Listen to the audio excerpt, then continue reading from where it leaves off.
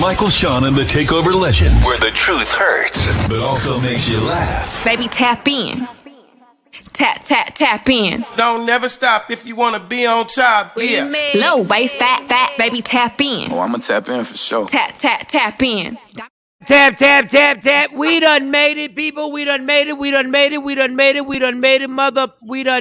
to another Friday.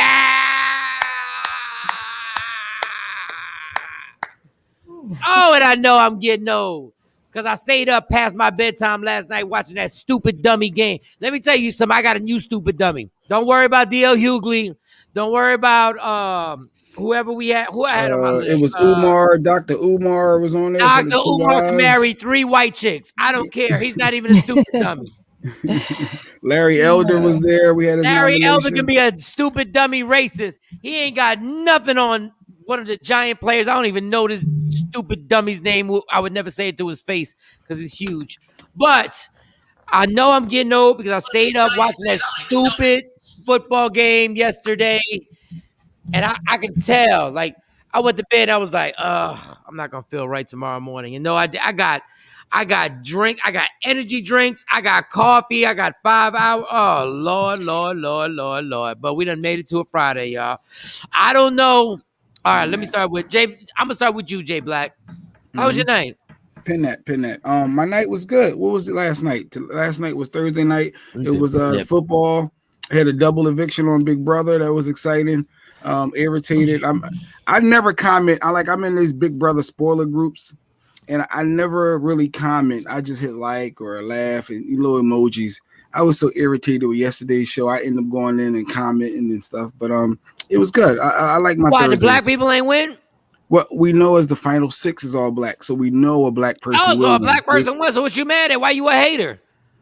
Because of gameplay. It's still smart gameplay. There's still more qualified black people that should win over ones that may have floated or coasted. Oh, wait. Let me add somebody to the stupid dummy list. Let me add somebody to the stupid dummy. I thought the giant player, but I think Jay Black commenting on a group.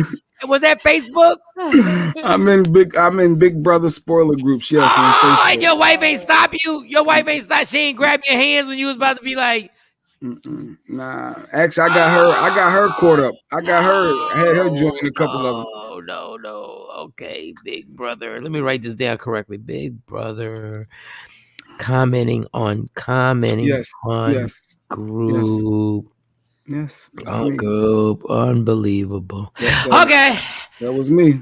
That was you last night. That was me. But yeah, it was other than that. So did a female win, a male win? Who won? Well, no, this is still, they got 4 more people left. Oh my God. Let me put a star by. It's still going on?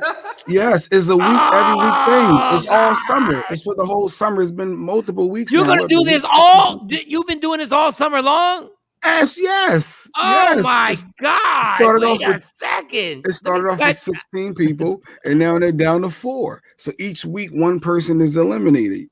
When does this nonsense end? When is it over? I think it's another two weeks because Survivor starts off, I think, the 26th. Oh my God. So that's taking up their time slot. Jay Black got his wife. Yes, I'm into Big Brother. I'm really into Big Brother. Jay Black got his wife making T-shirts, Big Brother T-shirts. Yes. Oh, gee. Oh, no, you already had one on. I had one on yesterday. I can't believe we didn't clown your ass for that. I can't believe we were just supporting your wife's business and then get at you. Oh, boy. That's funny. Action. Jay is speaking a different language. Yup. I've never even watched the commercial. Never seen the show. Why? Because you're a man, Action. What is Jay Black doing? But y'all know about Big Brother. Nobody know about. I know about Big Brother, the bad thing, the actual book that was written years and years ago when they were tracking us. You're watching it as some fun. Oh my God. Jay Black. I cannot believe you. Well, you know what? And it ain't just me. We got our listeners. One of our listeners, Kelly J. One. Kelly J TV. No. I'm saying one of our listeners, Kelly J. We were going back and forth in the inbox throughout the whole show. It was like a little watch party. Whoa. Commenting. We might have co-winners for Stupid Dummy of the Week. Kelly J. Kelly J on the list. Oh, we got nominees. Y'all might win as a team. Oh my God. On my mama. On my hood. Oh my goodness. Me and the watcher going, I felt like me and Kelly J became closer friends yesterday, going back and forth over Big Brother in the inbox. Dude, my God. Yeah, it's a passionate show yesterday. Good morning, Shawn Robinson. And you just mad? What up, Shawn? What up, Action? Everybody, what up? We just got to vote. So you just mad because somebody didn't use strategy? Someone more or less qualified. On Big Brother. Yeah, so you have is a skill set to manipulate the lie, to really play the game. It's an art form. You can't just coast and be there. So if you're a really good player, and then let's say Shiny just was on your coattail, Shiny shouldn't be in the final two to be winning $750,000 because she ain't really did nothing. She was chilling. So that's your opinion. That's true. If you did nothing and slept and didn't strategize, you was just a vote. And what are they playing for? How do they play? I'm confused. I thought they just in this house and whoever can stay the longest. You're in a house, but you're voted. You win competitions, and when you win competitions, you're like the leader of the house. You're the head of the household. So you put two people up for nomination to be evicted out the house. Mm-hmm. So what are the competitions? Like what kind of competitions? It's mental competitions as well as physical. It could be something which you stand on. So you're mad that somebody won that didn't put a bunch. Oh well, they were put in the head of the household or whatever it was. You mad because whatever bullshit that whatever. But you're mad because the person did the least amount of work and actually did well, right? Well, right now they're in the final four, making wrong decisions. And they were sleeping and they were chilling. Yeah, you got two people that did absolutely nothing. Got exactly. Two people that good. That's but what you mad at. Two people that went home yesterday for the double eviction. They should have still been there. They should. No, they're gone. They're gone. They left. They lost. They got kicked out. Yep. Yes. And that's why I always say, all y'all people trying to raise the bar, I lower the bar, just like them people on Big Brother, and I jump over the bar. And then I go, ta-da. See that? They won. They're chilling. All that extra. Let's go. Let's take out the trash. Let's organize. They there, right? The lazy people are there. Shout to the lazy people. Yeah. No, I ain't shouting at lazy people. Shout to the lazy people on Big Brother. Mm-hmm. Action said he's not watching. He don't watch reality TV. In his opinion, it plays a part in dumbing down America. Yeah. Oh yeah. Like, let's not get it effed up. Action. I'm part of dumbing down America too. I'm on Instagram Live. Nothing has dumbed down America the way social media has. Matter of fact, people can't even read a chapter in a book because all they used to reading is captions. Mm-hmm. And emojis. Emojis and long captions. If you see a long caption, people are like, I gotta read this whole caption. It's a paragraph, you stupid dummy. It's a paragraph. Big Brother.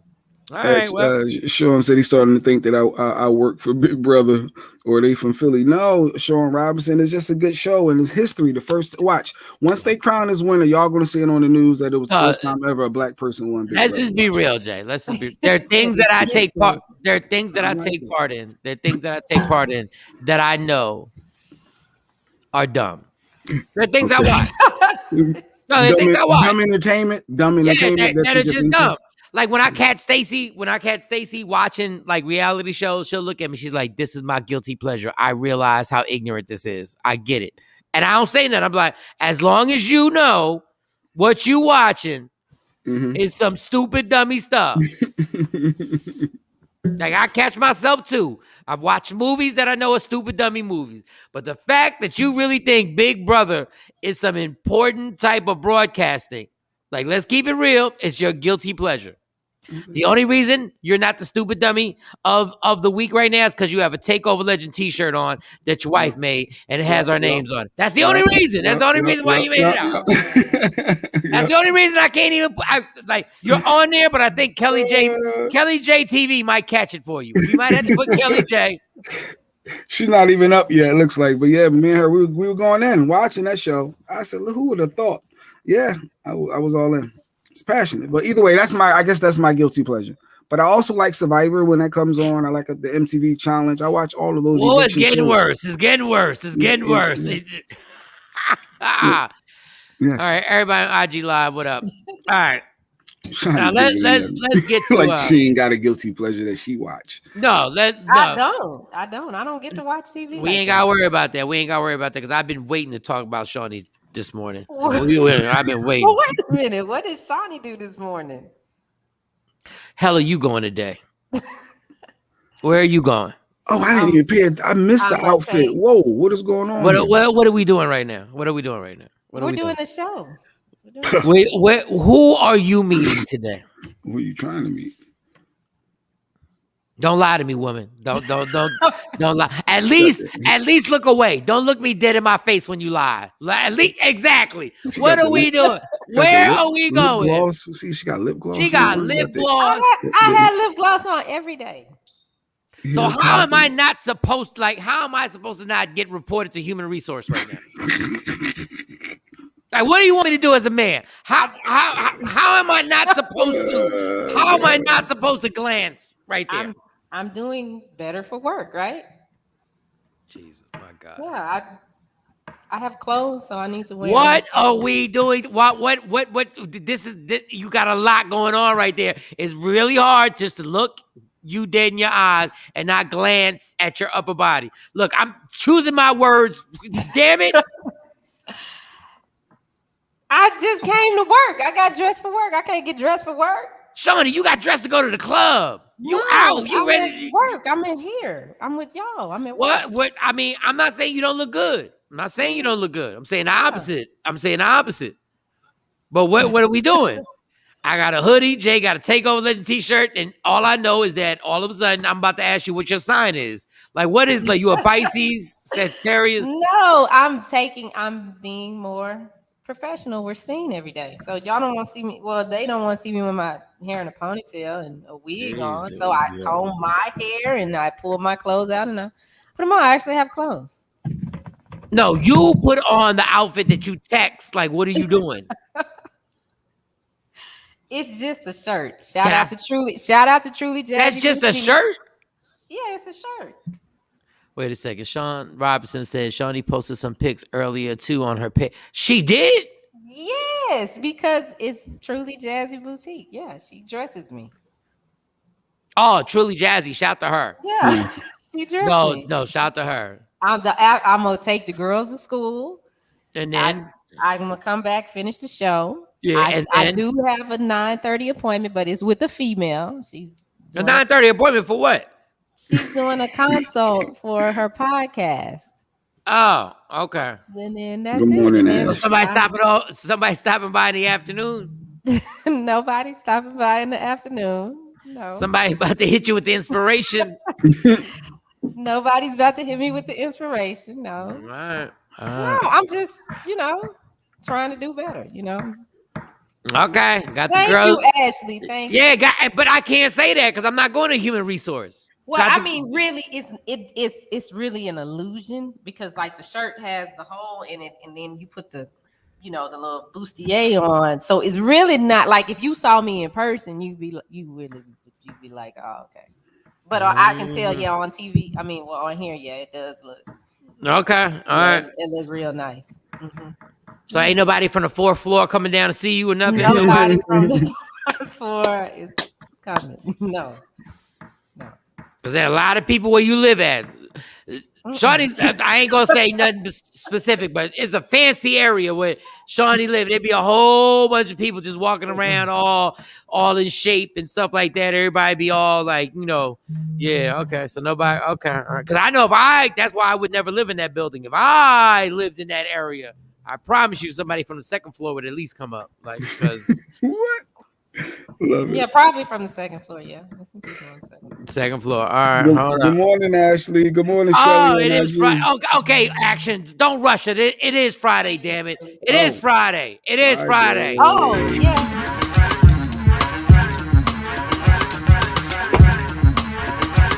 Hey, oh, burn.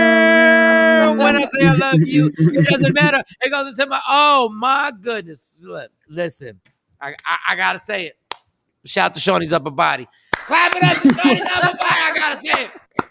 I'm sorry. Hey, Kathy. Hey, I gotta say it. Yes, I can. Yeah. Kathy, put some emojis for Shawnee's upper body. Come on, everybody, put some emojis. Yes. What emojis for Shawnee's upper body? Y'all should clap for me. I'm doing a whole lot better, right? Yeah. Faith clapping. Good morning, Faith Davis. She's clapping. Won't they do it? Won't they do it? Won't they do it? Won't they mother do it? Yeah. When you tired of looking at me in my sweats and that's true though, Mike. Yeah, that's true. Females get comfortable sometimes with the sweats, and they need to remind people that hey, what they their parents can be. That they should. I agree. You just got to build up slowly. You can't go from no, you just can't. Them things is in my face, like they right here on my chin. They touching my chin. I'm like, what are we doing here? Oh Lord. Like you disrespecting my manhood. What you don't think? You what? Huh? I'm telling women, don't be coming trust around me like that. I'm still a man, damn. I'm still a man, damn. You gotta be kidding me. All right. Let me, I got Jay Black as a nominee for Stupid Dummy. But for the champion of the week, I think I'm gonna put Shawnee's upper body. We're gonna have another thing called champion of the week. Between you and Mo, I don't know. There's a lot going on right now, man. Jeez, there's gonna be a hoodie rule. I think y'all we're gonna just have y'all wear hoodies because we can get sexy hoodies. They got sexy hoodies. No, I don't need no sexy hoodies. It's hoodies. It's hoodies. No, it's like, leave it alone. Well, y'all lucky. I'm pretty sure the audience appreciates it. Y'all want to look like women. Go ahead. Good morning, Shelly over here on IG Live. Good morning. If you're on IG Live, you really can't get the whole thing, like because she's not really showing the whole thing. But if you watch it on if you download Media Room 360, it's 3D. It's it's 3D. All right. Let's get this damn thing. You're right, Sean. Yeah. What Sean say? I always said you can't dress down if you never dress up. Yeah. And Mike know what it is. Mike been around me when I done got dressed up, and he know what it is. As soon as the show is over, I'm ready. But I'm ready. I'm ready. When we do a comedy show and you let me know about the cat suit and all that other stuff, I go, I'm ready. I already know what it is. But I just woke up. I just got out the bed, brushed my teeth, and all of a sudden, boom, boom, bam! I'm like, wait a second. In your face. What we doing? What we doing? But I ain't mad. What is a sexy hoodie for the fellas? Let me tell you something. No, a sexy hoodie for the women to wear. They have little sexy hoodies that are crop tops or cut low. Ladies be cutting everything up. Mm-hmm. It can be anything. What was it go? All right. No more upper body talk. Okay. I want to be annoyed, and that doesn't annoy me. That makes me happy. But listen, that's weird. I shouldn't have said that. Listen. Jay's face. I should have said that. But I was being honest. Look. He throws me off sometimes. I swear. No, I'm a flaming heterosexual. That's what I am. Like, I know what I'm not supposed to look at. I know I'm supposed to be like, that's not for me. That's not something I'm supposed to even glance at. Even when I'm outside in public now, I know what I'm not supposed to look at. When I'm at the grocery store, I know what little stretching yoga pants I'm not supposed to even glance over. No, I don't even. Mike Sean said the only one talking about. Shut up. Whatever. Whatever.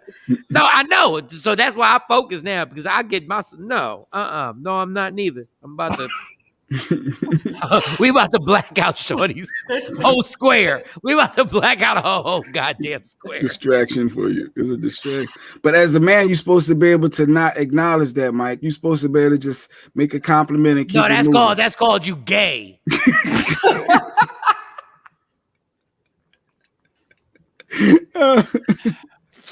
Ain't no not acknowledge that. I'm my father's son. You gotta be kidding me. I'm be like, look. But shout out to Truly Jazzy Boutique. No, and Jazzy, she a bad bee too. Like Jazzy, another one. I gotta look directly in her eyes. I gotta look directly in her eyeballs, like directly. I'm like, hi, Jazzy. Yeah, because She go, hi, Michael. I say, yes, thank you for coming to the comedy show. I gotta sound like a robot and turn around and run. I don't want no smoke. I don't want no problems. Oh my God. Oh, take a nap in your thighs. Listen. Good morning, all right. Good morning, Sequisa. Good morning. Hey, Good morning. Sequisa, what up, girl? What's going on, nurse? You see those breasts, Sequisa? Do you see this? If you don't put your hand, if you don't put some applause emojis. Yeah, this is going to be a problem for him. Some people call you immature, Mike. Some people will say, Mike is so I'm immature. thoroughly immature. I'm thoroughly. No, nothing make guys laugh more than breasts and asses. Nothing makes guys laugh. Yeah. Guys be like, yo. Turn into little kids. When guys see somebody who's bad as hell, you almost have to giggle. You be like, yo. Oh, yo, this B. Who she with? Who she with? She by herself. Like, tell me she married. Please tell me she got 12 kids. Please tell me this B ain't educated. Oh, this girl is smart. She read books. Oh, she can read. Oh, she can read God. Too. Oh my God. Oh, what are we doing here? Oh my God! I can't get caught up in you. I can't. I gotta get a. Why she gotta be? But why we gotta be? Why do we have to dumb ourselves down? Why we? No, you don't. No, it's impressive, but it's better for me because this is what happens, right? You see a bad joint, right? Just she's bad, but then you realize if you can justify you being a punk and not trying to holler at her, you be like, this B probably can't read, and then that justifies you not going to holler at her and getting your face smashed. So you're like, all right, whatever. She probably a hood. Yeah, she probably whatever. She got prior. She got warrants. And you be trying to downgrade her forever. And then the more you realize, wow, she's smart. And then you realize like she take care of her kids. And you be like, damn, is she not a hoe? Damn. Don't let her do her own taxes. If you do your own I'll jump out the window. I'll jump. The long form, not the short form. The long form taxes. Our own taxes. What? She's a keeper. What? She can cook. She got it all. She got. I'm gonna start a rumor like Nikki did with her cousin with the swollen balls. It's called Shawnee got the shot. Shawnee got the shot. Yeah, she got something. Oh God. Shawnee be trying to. Every time we talk about sex, Shawnee be low key too. She be like, I'm really not into any of that. No, I'm just basic math. 1 + yeah. Okay. All right. Yes, all that. Yeah, she was quiet. Vita was talking about peeing on people, being peed on, and Shawnee was disgusted by everything. Leah was talking about tossing salads, and they was going doing a whole bunch of squirting on the front, doing everything. Shawnee was like downplaying it. Those are the ones you gotta watch. The ones that go like that's the ones that go, that is so disgusting. Yeah, nah, I'm not gonna be able to. That's the one. Nobody and they pee on me. Yeah, the ones that downplay everything are the wildest ones. Those are the ones that put a hot iron on your back while you have. You're like, what the hell? I thought you wasn't into none of this. All right. Are we having Vita on today? Matter of fact, I don't even know because let me tell you something. What I don't feel like is getting peed on. Like I don't like. Like we should get Vita on here, but Vita just go. Like Vita go. We do have Dr. Smith coming though today. He's here a little later on. So we haven't had Dr. Well, actually he was filming a movie. That's why we had him short last week and the week before that. So with the Adam Sandler movie in Philly is being filmed, Hustle. And he's in it, but he'll be here. So we get to get our good doctor on. You know, he gets people riled up. And we got some stuff that we probably hit on with him. And then we got another guest that Mike is doing an event this weekend. Right, yeah, Mike, the men's brunch. So we're gonna have the founder. And I hope she got something more similar to Shawnee. No, I'm playing. I shouldn't say that. I should not say that. She may be married or something, Mike. She is married. I'm sorry. She is? She is. I think there's something. There's a relationship. So I don't want to mess up my whole thing for tomorrow. I don't want to mess up my whole. Yeah. So Let's see. Let's see if that helps, Shani. See if he move on now. Let's see. We'll see. I'm gonna be with him tomorrow at the brunch. Jeez. What you gonna wear tomorrow? What you not gonna wear? I'm gonna tell you what you're not gonna wear. I'm gonna tell you what you're not gonna wear. I'm not gonna wear this. It's business casual. So okay. I will look professional. I don't even know what I'm gonna wear. Professional now. So no, you look. I'm not saying you don't look professional, but I promise what you're not gonna wear tomorrow. Because I'll be a hater. I'll be such a hater. I will cuff you. I will put my arm around you and cuff you the entire time. They'd be like, wait, I thought they just worked together. No, don't even worry about it. But I am gonna wear something like, what color you gonna wear? Maybe we can coordinate. I don't even know because I'm going straight from here from Jersey. So I'm going to. I don't like doing this. I don't like going from the airport because whatever you got on, you got to wear it the entire time on the plane, so you don't feel fresh. So I gotta get something. It's gonna be basic. Yeah, but it's business casual. Yeah, you got a blazer or something you can throw? No, I ain't wearing no blazer. Let me tell y'all about blazers. Let me tell you what I think about blazers. I don't give a fuck about a blazer. I'm getting all. I adjusted my whole flight schedule. I was supposed to stay here till Wednesday. I changed my flight till tomorrow morning. Let me tell y'all gonna see me in something that's gonna be real business. Let's emphasize the casual, not the business. Okay, we're gonna emphasize the casual. Okay, all right. Emphasize, just love me for my sparkling personality. I'll be hilarious tomorrow for no reason. Don't block Mike Shawn. No, I'm blocking. Yes, I'm blocking. No. If I'm not getting none, nobody's getting none. Nobody. The cop blocker. Just exchange numbers and business cards and all that. Popcorn and time. I feel it.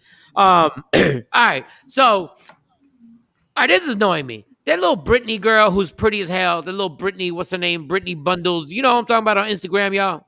Light skin. The one that got the basketball player, she got pregnant by him and then she left him. What is her name? Brittany, it's Brittany Bundles or something. What up? Queen Born 9. Brittany. Morning. Tam. Brittany. Hey, Tam. Well, she got the car seat, right? In the back. Brittany Renner. Griner. Yeah. Thanks, Taz. No, and she's pretty. Like I'm not going. Brittany Renner. I ain't gonna hold you. Okay. She is pretty, but she got this ugly personality where she's like, it's stepdad season, and then she got the little car seat in the back, and she's like, I'm looking for stepdad. Y'all want to go to the park? What's stepdad season?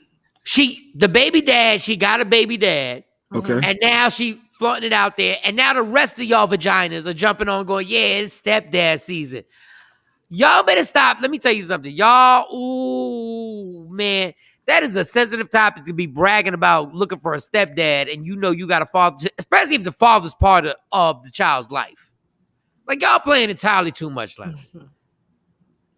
No, Tam, we moving on, Tam. Don't get Mike started back on Shawnee's Tam. Tam. You see what I see? You see what I see? Don't get him started back. We moving on. I want to know what this stepdad season is. Yeah, we talking about stepdaddy season. Okay, so what's stepdaddy season? She being ignorant. She being an ignorant bee. Okay. Keita, I saw Keita. I'm not playing with y'all ladies. Keita Rose. Y'all talking about stepdad. See, I'm looking for a stepdad. I'm holding my B word. I'm holding for later in the show. What y'all not gonna do is start pressing buttons and then wonder why I start knocking on your front door. Y'all playing with people. Y'all talking about stepdad. Now y'all using my kid on this little nonsense talking about his stepdad season. No, it's about, okay, all right. But are there guys out there that really want to do that? That would really be tons of them. As long as they look good. Guys are dumb.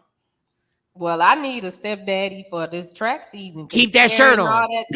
Keep that shirt on. Tam said 36 triple Ds. Yeah. Keep that shirt on.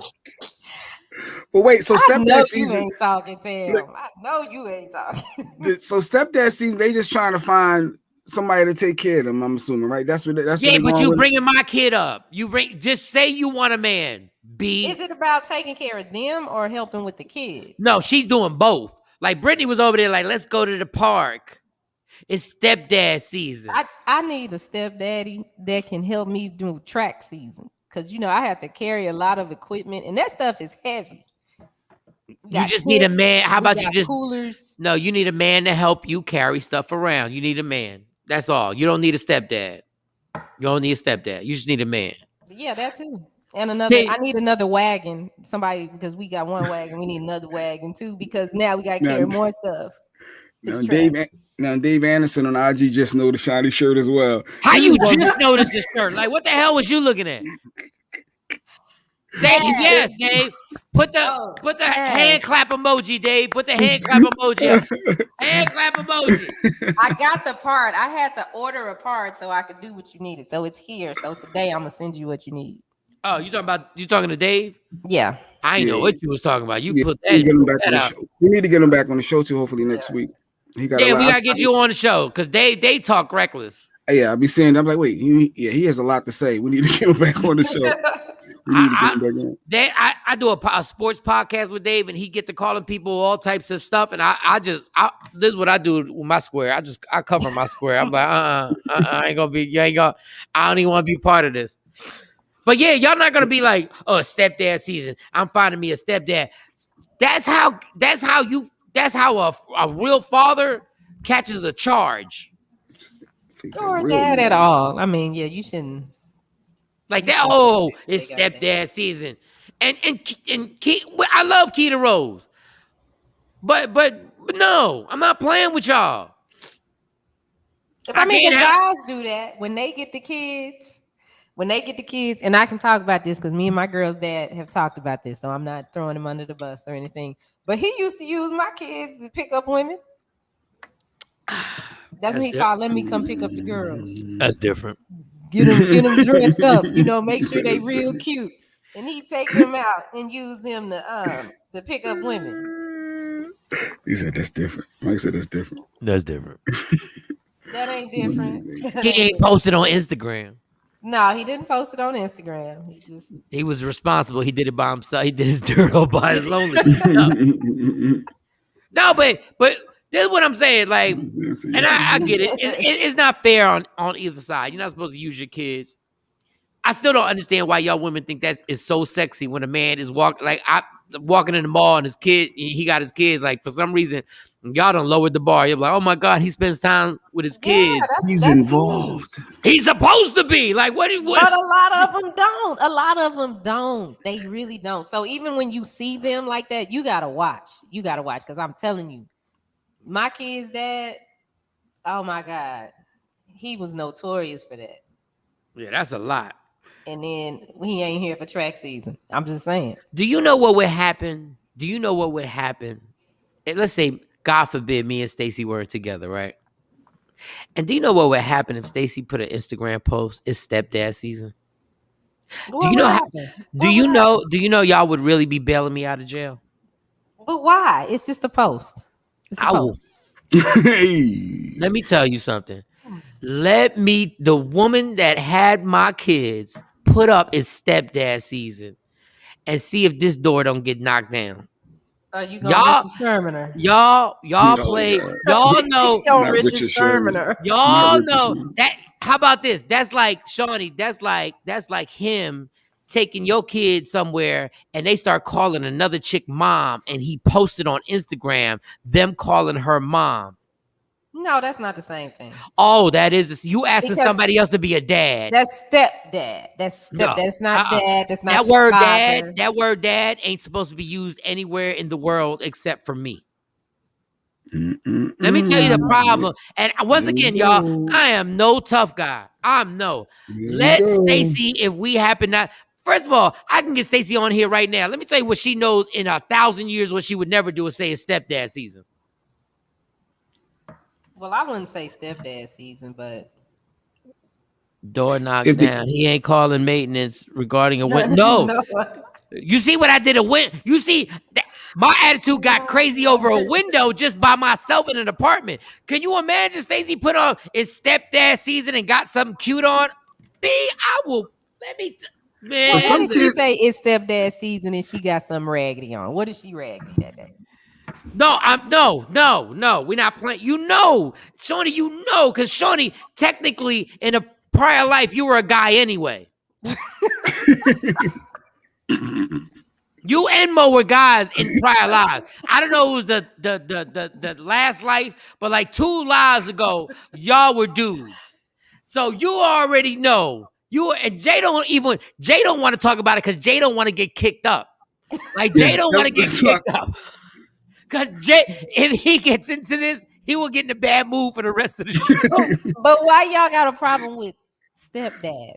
So what if y'all break up, you out of your relationship, y'all been out of a relationship, she moves on, gets into a new relationship and gets married. Now that's his stepdad or her stepdad. And rationally, you're correct. But that's a progression. But getting on Instagram and putting a post up saying you looking a stepdad season and you using my kids on a post on, I don't care if it's TikTok, I don't care if it's Instagram. Girl, I'm letting y'all know in real life, this is not politically correct. This is not PC. You're not supposed to say this stuff. But it's just a joke. It's social media. But so serious though. But you pushing buttons that if you catch a dude at the wrong time, you're gonna cause a big problem in your household. And you know the ones that you're talking, like some of y'all pressing buttons with people that y'all know exactly what button to press. Y'all know that button right there. Yeah, Jay Black ain't saying nothing. And then you want to call brothers and cousins because when it goes down, when you press, I know what buttons I can't press with Stacey. Mm-hmm. I know if I press that one button, it's on and popping. She is the most laid back person in the history of the world. She is laid back. It takes a lot to get her riled up. Look like Tam agree with you. Real dads is disrespectful to real dads. Letting another man, that's why I'm not saying that, letting another man, like that could be a real problem. But my thing is like, it's in all seriousness, why are we pressing buttons that somebody's not going to be rational? Jay don't even like strangers using the bathroom. Yes! Can you imagine? Can you imagine? I wouldn't even want to hear that phone call. Dog, if it happened in Jay's life, if that happened, I would just be like, just tell me what city you're in exactly.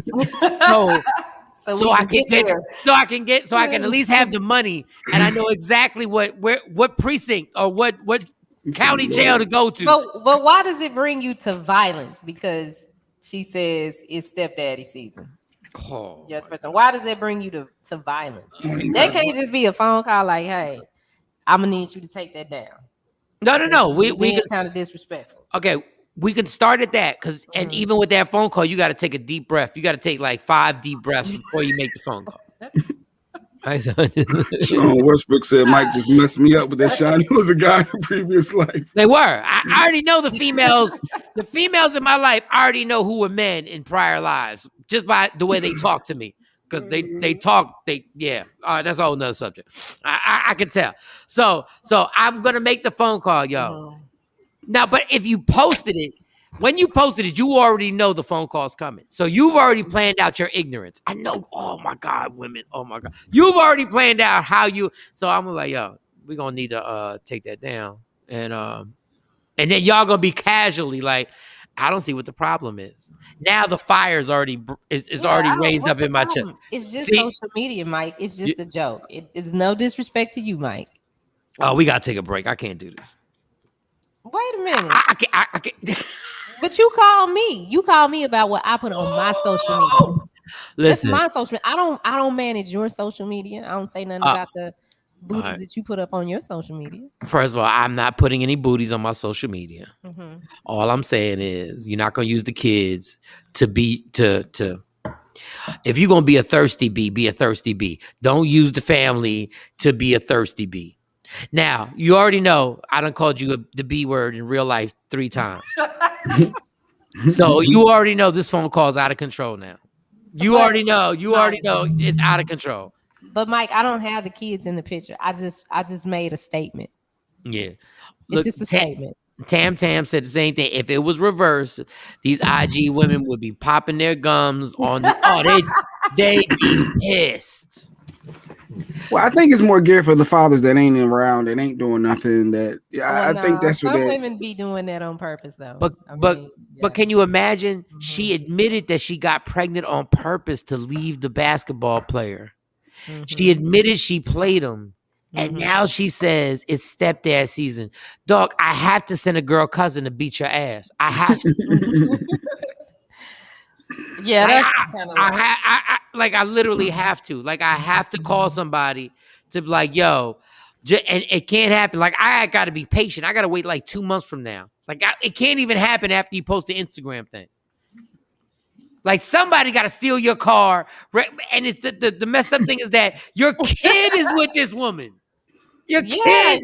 So you can't even be reckless.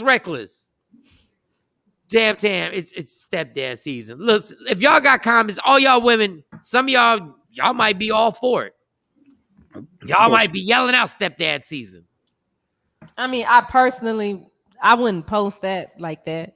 But like now that I done heard about it, I might do something silly and put something up. But I mean, my kids ain't they'll be like, who? What? Exactly. My kids, nah, you don't get to come around my kids. The only person my kids like is one dude that my kids met, and it's not somebody I was talking to. But they just instantly fell in love with. I mean, they like Mike, of course. You know, Bink is their godfather, Action is their uncle, but they had never met Jay, and I don't know what happened the day they met Jay. When something is wrong, they got, can we call Jay Black? Can we call Jay Black? So Jay Black is I don't know what to say you are because Jay got time. Jay got a sparkling personality, and I embrace it. Jay got time to really Jay likes he's meticulous. He likes being able to find out more information, and he'll be involved. Like he'll really care. Like he'll truly care about the situation. Yep. I don't have time. Like when I was over Shawnee's house, she was like, they wanted to do something. My first reaction was no. Yeah, he was like, yeah, call Jay Black. Call Jay Black, because I'm gonna let y'all know y'all not gonna like me for real. I'm just gonna be like, no, I was wondering if I could go to the no, you can't. No. Why not? Just cause no. Like why are we going to the library to cook? Like what are we doing here? She was like, I want to meet this boy and they're cooking at the library. Why are they cooking? And when did they start cooking at the library? At the library. When did the George Foreman grill? They got books. I've never smelled food at the library. Like, what are we talking about? I'm not even saying you lying. I'm just saying it doesn't make any sense. No. My girls learn. My girls will come up to me, and the first thing they would say, before you say no. That's Mike. And I'm like, what? Like my daughter just asked me again because they want to go to the football game that is not their school. It's a different school's football game. So they asked me yesterday, and I was like, go talk to your mom first. Now, mind you, I'm watching football. But now I'm watching the game, but in the back of my mind, I was like, why the hell would you go to a football game that ain't your school? That you going, so this obviously you going because there's a common denominator. There's another N-word over there at school. So I'm like, cool. I'm like, so all right. And then I'm like, okay. But now I know to keep my poker face. I act like it's not a big deal. But in my mind, I really just want to say no off the door. I just want to say no. So, and then that's when I go to Stacy. I'm like. So with Stacey, I can say what I want to say. So I can actually curse. I'm like, why does old girl want to go to a game? And she's like, they're friends. There are going to be multiple friends. And then I found out her sister, Autumn, look, I'm dropping all types of names. The twin, she's going with her. And I was like, oh, they're going, okay, all right. And she's like, I'm going to drop them off. We can pick them up. And I was like, oh, we're going to drop off and pick up. Yeah, we're going to drop off and pick up. But the first thing out of my mouth is no. But Jay's the type of person who makes it seem like it's interesting. So he gets into a conversation. So he'll want to know, well, how did you even know about the football game? Like, are you even interested in this team? And what do you know about this? And like, so you're just going to a game that you don't even know the rules to the game. So why would you actually go to the game? Like, I don't get it because I don't like operas. So I've never gone to an opera because I don't like operas. Like, why would I just pop up at an opera and he'll get, now it's a 30-minute conversation when all I wanted to do was say, all you had to do was say no. But I showed interest. Yes. And now I'm a confidant. They believe in you. Like it's a system. It's a process. And you're absolutely right. And it makes them think. Yes. Think. Like why? It makes them think. So the little boy broke up with her. And you didn't tell me that. I just found out. He sent his friend to break up with her. And I said, well, see, I'm mad that it even came to a breakup. That's why I can't. That's why don't nobody tell me nothing. But she didn't care. She was like, I said, you okay? Are your feelings hurt? It's okay to be hurt. She said, I don't care. I said, oh, okay. And that's why, see, I'm the worst. And I'm like, that's what you get. I told you. See, you're supposed to be kind. You're supposed to be like, oh, that's bad. You know, you okay? I said, you shouldn't have been doing that in the first. See, everything's bad with me. Like, that's why I understand why my girls, like me and Monty Monty has gotten to the point where Monty's just like, I'm just going to tell him. Like, Monty's both like, I'm just going to tell him, like, Dad, this is what's going on. I'm like, cool. But yeah, Jay, but you got to understand, I'm just like, Jay is the ultimate. How did that little Negro break up with her though? How did he? Now let the truth be told. See, I guess we could do this after the show, Shiny. But now I got more. I got to know how. He told his friend. He told his friend. It was called Operation Icebreaker. Operation. See, I'm about to. Jeez, this is ridiculous. So the friend broke up with her. Tam, thank you for buying a badge, baby. Thank you. Go ahead. So the friend broke up. Supporting yeah, and then the friend tried to holler. And she, at this point, so that they had conversations. What is still going on with this trying to holler and all this? Like I'm sick right now. They passed off, is what happened. And the friends they passed off. That's exactly what that was. So she, been there, done that. And she like, whatever. I'm gonna punch one of these little boys in the goddamn chest. Like, what are we doing here? Wow. Mm-hmm. So he was never into her for the wow. Okay. Yeah. Well, they're young. They're young, Mike. When you're young, sometimes you do. Yeah, they're 12. They're 12. Yeah. They're in the 7th grade. Yeah. So I can't even enjoy my Friday because I'm taking a Kayla to the goddamn football game, and then I'm gonna be there, and then now I'm gonna be looking at my phone and be like, okay, what time you think? I know. Listen, I know exactly how long each quarter is. Mm-hmm. I know exactly how long a game takes. I know exactly how long halftime is. Now, mind you, my girls haven't done anything, haven't lied to me. So I can't even do the whole. Big. No, that's big. Yeah, how old are they again? They're 15 and Monty's 17. Nice. And I can't even say, like, I think Monty gave me one in 17 years. Monty has one lie that I caught her in. Mm. In 17 years. Like by 17, I had lied to my parents on a daily basis. Lied, stole, did everything. For no reason. I lied everything. No matter where I was at, I lied about where I was at. I don't care. Even if I wasn't doing nothing wrong, where was you at? I lied. Good morning, Jacqueline. I saw you, Jacqueline. Good morning, Jeanette. Hey, Jacqueline and Jeanette. So I can't even say, like, I can't even use that. Well, I can't trust it. No, I can. And when I asked Kayla who was there and why she said everybody's name and she included the little boy. Mm-hmm. And I was like, and she said it, and I was like, and you can't flip. You got to go, all right. I said, ask me tomorrow. Let go talk to your mom, then ask me tomorrow. And right before we started, right, I flipped open the laptop. And she came right down. She was like, Dad, how about the game? I said, yes. Folded like a lawn chair. See, my dad never folded. When my dad said no, it was no forever. Dog. If my dad said no to me when I was 16, if I asked him the same question right now, he would say no again. And don't ask me again. I don't care how old you are. I don't care you got kids. No. Like I said, jeez. Yeah. But Shawn Westbrook, you're bugging with the with the 12. Shawn, it's 2021. You got to know how to manage that. Well, You're not stopping that. You're not stopping the 12-year-old want to be little talking to each other, boyfriend and girlfriends. You're not stopping. Well, this started when they were 9 and 10. Well, now Shiny. Now we got some questions. They started with, I have a boyfriend, and it's like, okay, you know, I had to have a straight face, because you can't just freak out on them and, you know, be like, you can't do, because they gonna do it. And we ain't even do the bad boys on the kid. We got wow, Shawn, you just said it reading your mind. Yeah, because I did the bad boys, the little pretty boy that, well, he's a nice, I shouldn't call him pretty boy. He's a nice kid. That Monty's one boyfriend that she brought over here.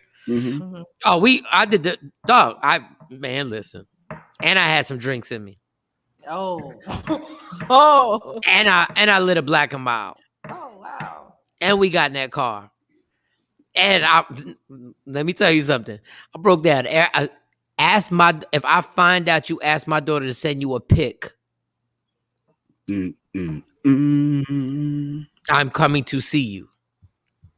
I got her cell phone. If I find out, I don't care if she offered. If I find out anything that you asked my daughter for a pic or you got a video, I'm coming to see you. Like, you got to cover all the bases with these little like, you got to cover all the bases. Like, understand, you are not more trifling than me, dog. I know every single thing that you're gonna ask my daughter and be on some I had that conversation. We ain't even bad. Next little boy that comes, we going bad boys, little boy.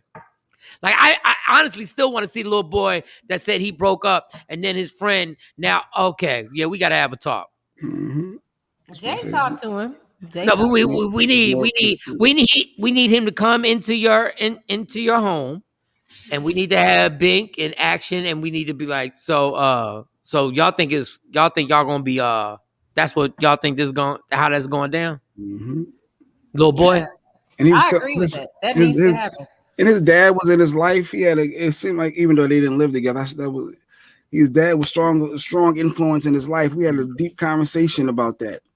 And come to find out, he passing off and to his homie. And we gonna start visiting schools and picking up people with our hoodies up.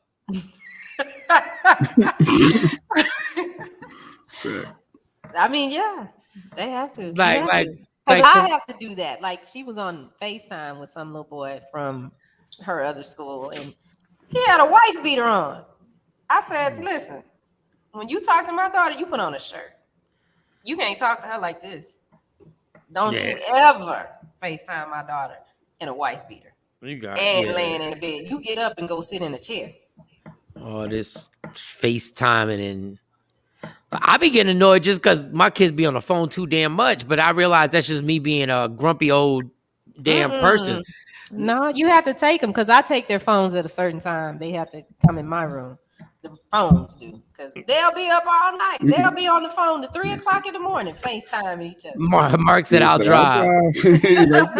And all you need is to put. You ain't even gotta say nothing. You just gotta grab, like, why they grab them in mid conversation with hoodies up. Yo, let's go. And look, I don't know why Mr. Mike talking crazy like that, but I guess my mom gave him permission to say, "Let's go." Yeah, let's go. Just be, man, listen, these little, and I'm not, listen, man, I get it. I was a fast ass boy. I understand now that I look back. I understand why dads hated me. I truly understand why dads hated me. There was one particular girlfriend, and she was fast as hell in high school. She was the fast ass, and I got blamed for it because my reputation. Like, she was the fast ass, but I understand why her dad hated me. I get it. Like, I understand why he profiled me. I understand, because that back was getting blown. I understand. Like, I get it. Like, I understand. For every fast boy, there's a fast girl. There's a fast girl, but I caught the blame for it because ain't nobody, because she was like Miss Smart, and all the teachers loved her, and she was like, you know, they was saying that she was gonna go. Her cousin went to Harvard, and she was gonna be the next one to go to Harvard. I mean, it ain't work out, and I did better in life than she did. But looking at the scoreboard, is she 300 pounds now or what? She did get big, but I mean, no, but she was she was like the whole thing, like, so, I get it. I caught the blame but I understand why dads didn't like me. I get it. Like, I understand. Come with me. Do you want to ride? That's not exactly the way I was saying it. Not exactly the way I was saying it. I was like, come on. Go ahead, Tam. I'm taking y'all to get Chick-fil-A. I wasn't saying it like that. Like, ride. Y'all are ignorant. All right. I guess we're not taking breaks today. He just realized that. Yeah, we're going to take a standard regular black and mild break. That's what we're going to take right now. We're going to take a black and mild break. What is going on? Like, what is going on? And I don't know. I'm confused. Look, I got lost in breast early. Like that. Early in the game. And then all of a sudden I looked and it was like 23 after, and I ain't see nobody wrap me up. No, and I was like, coming up next, you ain't get none of that. Nothing there. Nothing came up. A banner didn't come up on the screen. Like, next up, we'll have nothing. So, I know we got Dr. Smith, and everybody just glazed over that. Mm-hmm. Is Leah supposed to join us today, or is she done? Yeah, like, I think Leah. Does she have enough of us? Not today. Today she's not. Yeah, she had enough. She got something she got to do today. She has to teach today. So she got to teach. Yeah, Leah be doing a whole bunch of like productive stuff for her life. Like, she's making me sick. Like Leah, like yesterday on the show, Leah Frazier on the show. I love Leah Frazier because she rocks out with me, and even though she knows when she books me for stuff, like where it's going. But yesterday she just casually, like, we were talking. I don't know if Shawnee was on the square at the time. She just casually said, "Yeah, I'm going to Africa." Yeah, she did just casually say that. It's like, in October I'm going to Africa. I'm like, dang. B-word, who just said, like, people say they're going to Miami casually. She's like, yeah, I'm going to Africa. I'm going to Ghana. What? Leah just be doing productive stuff. Yeah, Leah looking for that shirt. Leah, another one. You got to watch her. Hey, Mike, we miss you in the DFW.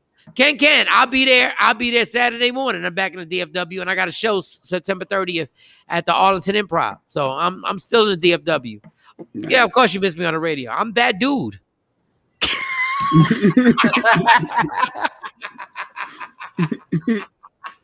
Yeah. I don't know. Yeah, I'm trying to talk your ish. Look, I've been sitting here editing my curses, thinking that we got a whole nother audience watching us right now. We got a big audience watching. I said the B word. I've been editing. Good. Come to find out, I could have just let it rip. I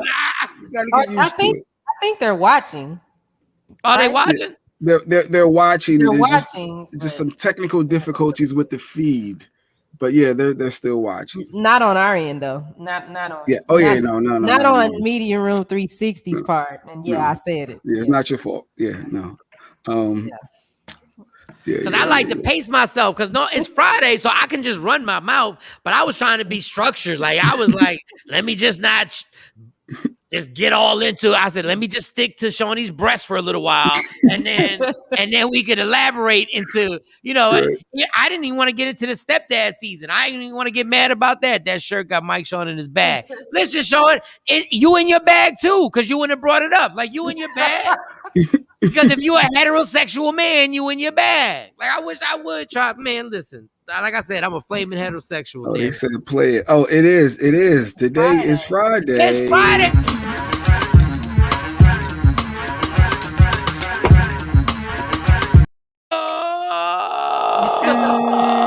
Every Friday we play that, people, for those who may have just joined. Every Friday. No segue. We're in the no segue zone. Real quick. I was so mad at the football game last night that the Giants lost. And the Reds, Washington football team. I'm a Giant. I was so mad last night, right? Mm-hmm. I went and smoked the Black and Mild, and I do not know why I left my house keys out on my porch the entire night. Like, I walked back in, and the house keys. Like, what was the point of me locking the door if I left the house keys on the table? That's how pissed I was. That's why I can't get into. That's why I told myself. And mind you, I got mad and I won my bet. Like I did my bet on DraftKings. One day DraftKings is going to sponsor the show. I won the bet. Yes. I won the bet, and I'm keeping my money in. Like I haven't even like withdrew the money. Like I've now had 4. Was it 4 or 5? 5 bets that I've won. I love this thing, but I was so pissed at the game. I left the house keys outside where I put my Black and Miles at. And mine was like, Dad, you got to stop leaving the house keys. I was like, I left the house keys? That means after the game, I smoked a Black and Mild and sat out there. I literally sat out there for 40 minutes cursing myself out. I was so mad at the guy who, for those who don't know, the Washington football team kicked the field goal and they missed it. It's over. Game over. They missed. Yes, they missed. Mike was hype. It's over. It's over. The game's over. And there's a flag on the play. And I'm saying, what could possibly have happened? It's a field goal. And this dumbass who was in the middle of the line, a defensive lineman, jumped off sides on a field goal that he wasn't going to block anyway. You ain't blocking it anyway. He not even coming from the side. Like sometimes the guys come from the corners and they can block a field goal. You wasn't blocked. First of all, it was a long-ass 50-yard something field goal. There's no reason to block it. All you got to do is just play your position. Literally. 5-yard penalty. Re-kick. Re-kick. Once they said the re-kick, there is no missing again. So I left the keys. I was so... Yeah, that was another good primetime football game, Kathy. Yes. No, it was a good game. But my poor quarterback, Daniel Jones, now he'll get blamed for something because they love blaming. Because when you're the quarterback of a team, you either get all the credit or you get all the blame. He had nothing to do with that field goal. Well, he did his job. Won or lost in the last play. There's other stuff that 40 years, a lot of other minutes prior to that. Dog, he did his job. He got them down. They got their field goal. He did his job. All you had to do was not do nothing. You know how mad I am when all you got to do is not do nothing. Don't do nothing. All you got to do is put your hand on the ground. When the ball is snapped, just act like you doing something. We ain't even nobody asked you to block. Man, listen, dog. I know you got a family. I would have cut your ass in the locker room. I would have cut you up the team. Not in the locker room. I would not have allowed you to get on the plane. You know, that's happened before. Like coaches have literally cut people that you can't get on the plane. Like I would send you home on Delta. I would get out my pocket. I'd be like, you can't come on a plane with us. Because I need to send a message to everybody. He had nothing to do with all the wide receivers. Oh, Darius Slayton dropped a wide open touchdown, hit his fingers. Yeah, but yeah. But at the end of the day, all this guy had, these are guys who are playing every play. The wide receivers, they're in the grind. They're trying. They're doing. You just had one thing to do. You had one thing to do. And you know what that thing was? Nothing. You had to do nothing. Right. And Monty went to walk the dog this morning. She said, Dad, you got to stop leaving the keys. And how do you explain to your daughter, like, you don't even get it? You don't understand the stress I was under last night. Oh, Lord. All right. So after the break, you have an event coming up this Saturday. So we have the guests. We're going to talk to the guests about your event coming up this Saturday. We have her in the waiting room. So we should take a quick break, come back with your guests. And then after the guests, we have Dr. Aaron Smith. And I'll be back. Yeah, Shawn has to leave us. You gonna drop the kids off with that damn shirt on? Yeah, I'm not gonna change clothes. I got to grab my purse. You going to school with that shirt on? Yes. I don't have to get out the car. I'm gonna beat your ass, I got to drop them off. They got to get to school. That's why I see this is why God bless. Because if I was your man, I'm like, let me tell you what we not going to do. But I don't have no man. I'm single. I get it. So. I understand. You right. You single. The other dads be taking their kids to school too. Good morning, Kelly J. Dropping kids off. What you think? Expect me to change clothes, drop the kids off, and then come back and change again? You dropping the kids off? Is there a happy hour that's going on at the school? Like, is there a social gathering? Let's take the break. Yes, I'm going to Take a school break. with this All shirt on. Yes. All right, you got it, Jay. You're driving. All right, Michael Shawn the Takeover. Happy Friday, y'all. Happy Friday. I'm coming back naked. What up, y'all? It's Michael Shawn from Michael Shawn and the Takeover Legends. And just in case you missed the show, check this out. So how did Jay Black look out for you when the making of the band? Absolutely, 100%. And he got you in. I mean, he didn't write my rhymes, but he definitely. No. We don't say Jay Black goes through no rhymes for you. No, he wasn't a ghost. That would be funny. That shit would be so funny. No, Jay Black. What happened was, unbeknownst to people, I was just planting a lot of seeds. So I was belonged to a group called the Bum Rush. Out of that came a producer called Black Key. Black Key ended up getting 2 placements on the Great Depression album, DMX. Songs entitled Who We Be and We Right Here. So with that relationship, I built an alliance with DMX. So I was currently trying to, be signed to his Bloodline imprint at the time. And in the midst of that, we met Miss Jade, Roscoe P. Chain, and Timberland had his B Club imprint. So this was like Miss Jade's second single with Nelly Furtado, the Ching Ching Ching Ching Joe. Yep. So she was like, yo, just come up with me and just on my little promo run, you could come up and spit and kind of get some promo. We did just that. Jay Black was like, bro, you got something. Like he just, after I spit and smoke cleared and show was off, everybody high five. Jay Black pulled me to the side. Was like, bro, I like it. I like your material. He was like, yo, just let's take numbers. Let's stay in contact. Anything I got going on, I keep you incorporated with it. Cool. Week after that, maybe a week, 2 weeks, it was the Germantown Unity Day, John. Yeah. Shout out to Uptown. Yo, you got to understand this. For me meeting Jay Black and making a band is almost like 60 days. Am I right, Jay Black? Yeah, no, you're right. You dead on. It was quick. Yeah, it was like, it's like 60 days. So it was like Jay Black, people don't know. He is the gatekeeper. Well, for me, he was. Yeah. He is the gatekeeper. Yeah. Then after that, the competition came down from Bad Boy and MTV. Jay Black hit me again. Yo, bro, the MTV and Making a Band is doing the competition, but they get with us to do the competition. So you got a rep from the radio station, which is me. You got a rep from MTV, and then you got a rep from Bad Boy, which is Harv. So it was only them 3 on the panel. Yeah, celebrity judges. Yeah, yep. Celebrity judges. Yeah, Jay Black, let me find out. You was out there trying to make careers.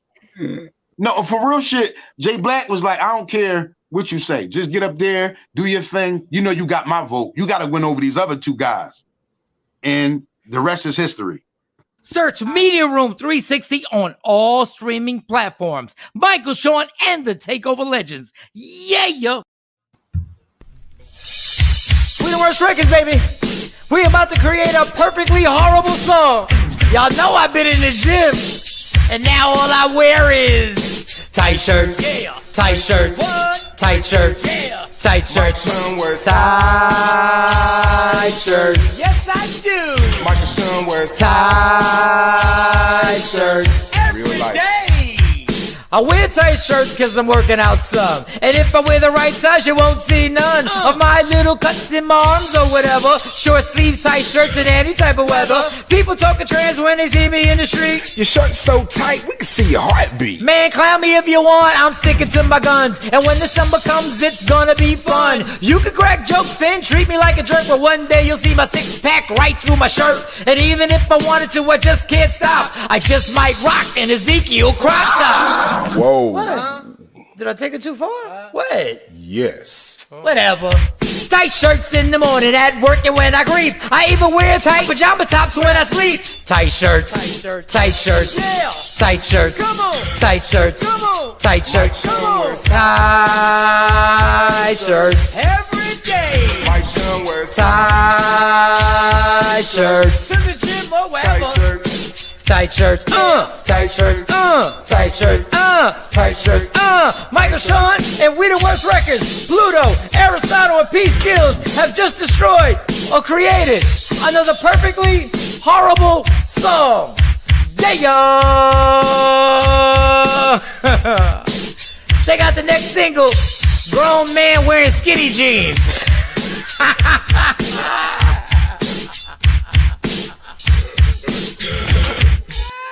That's it, bro. Mix it up, bro. Don't never stop if you wanna be on top. Yeah. Tap in. Tap in. Michael, Shawn, and the Takeover Legends. Good morning. Good morning. Happy Friday to everybody. Shout out to my girl, Tanya _Survivor Activist. Oh, that's the okay, girl. All right, mom. Y'all see what's on my Instagram Live, Media Room 360, all streaming platforms. All. That means Facebook. That means YouTube. That means Roku on your TV. Like you can watch us right there. Bam. That's us right there. All of them. Everything. Every single thing. Also, you can buy a badge if you want to buy a badge. We pimping the game again. It's my human trafficking survivor. Oh, okay. Yeah, okay. You're a human okay. We need to have you on the show.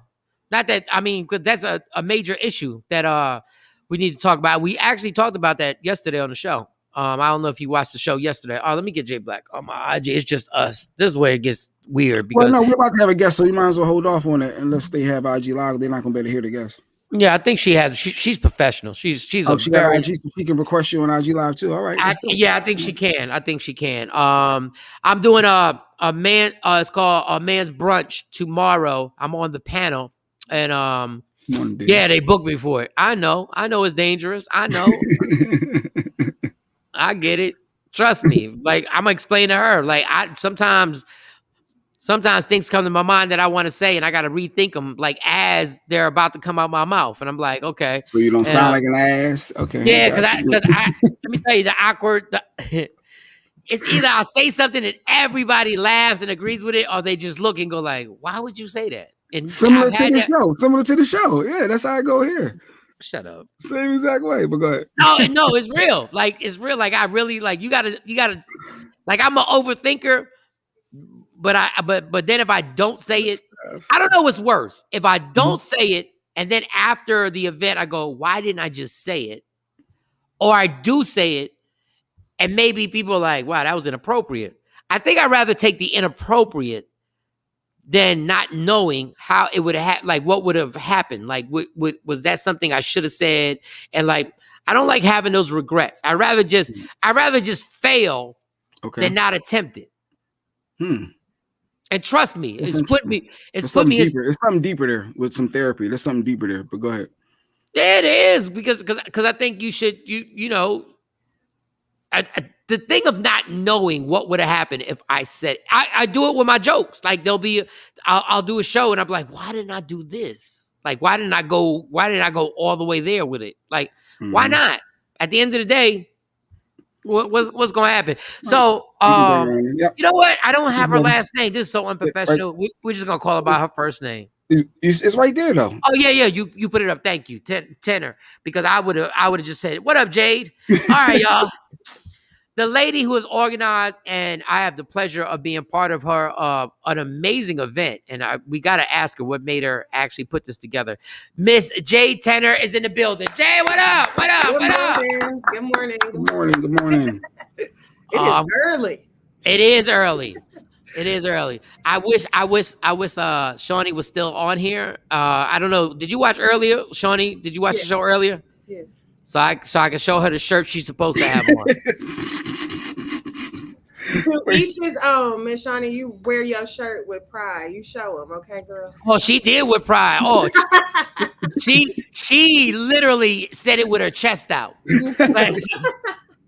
As she should. As she should. Yes, you are right. Yes, you're 100% right. I'm just being a man. So Jay, before we get going, if you're on IG, you can go ahead and request Mike Shawn if you got IG. So that way the IG people can hear you.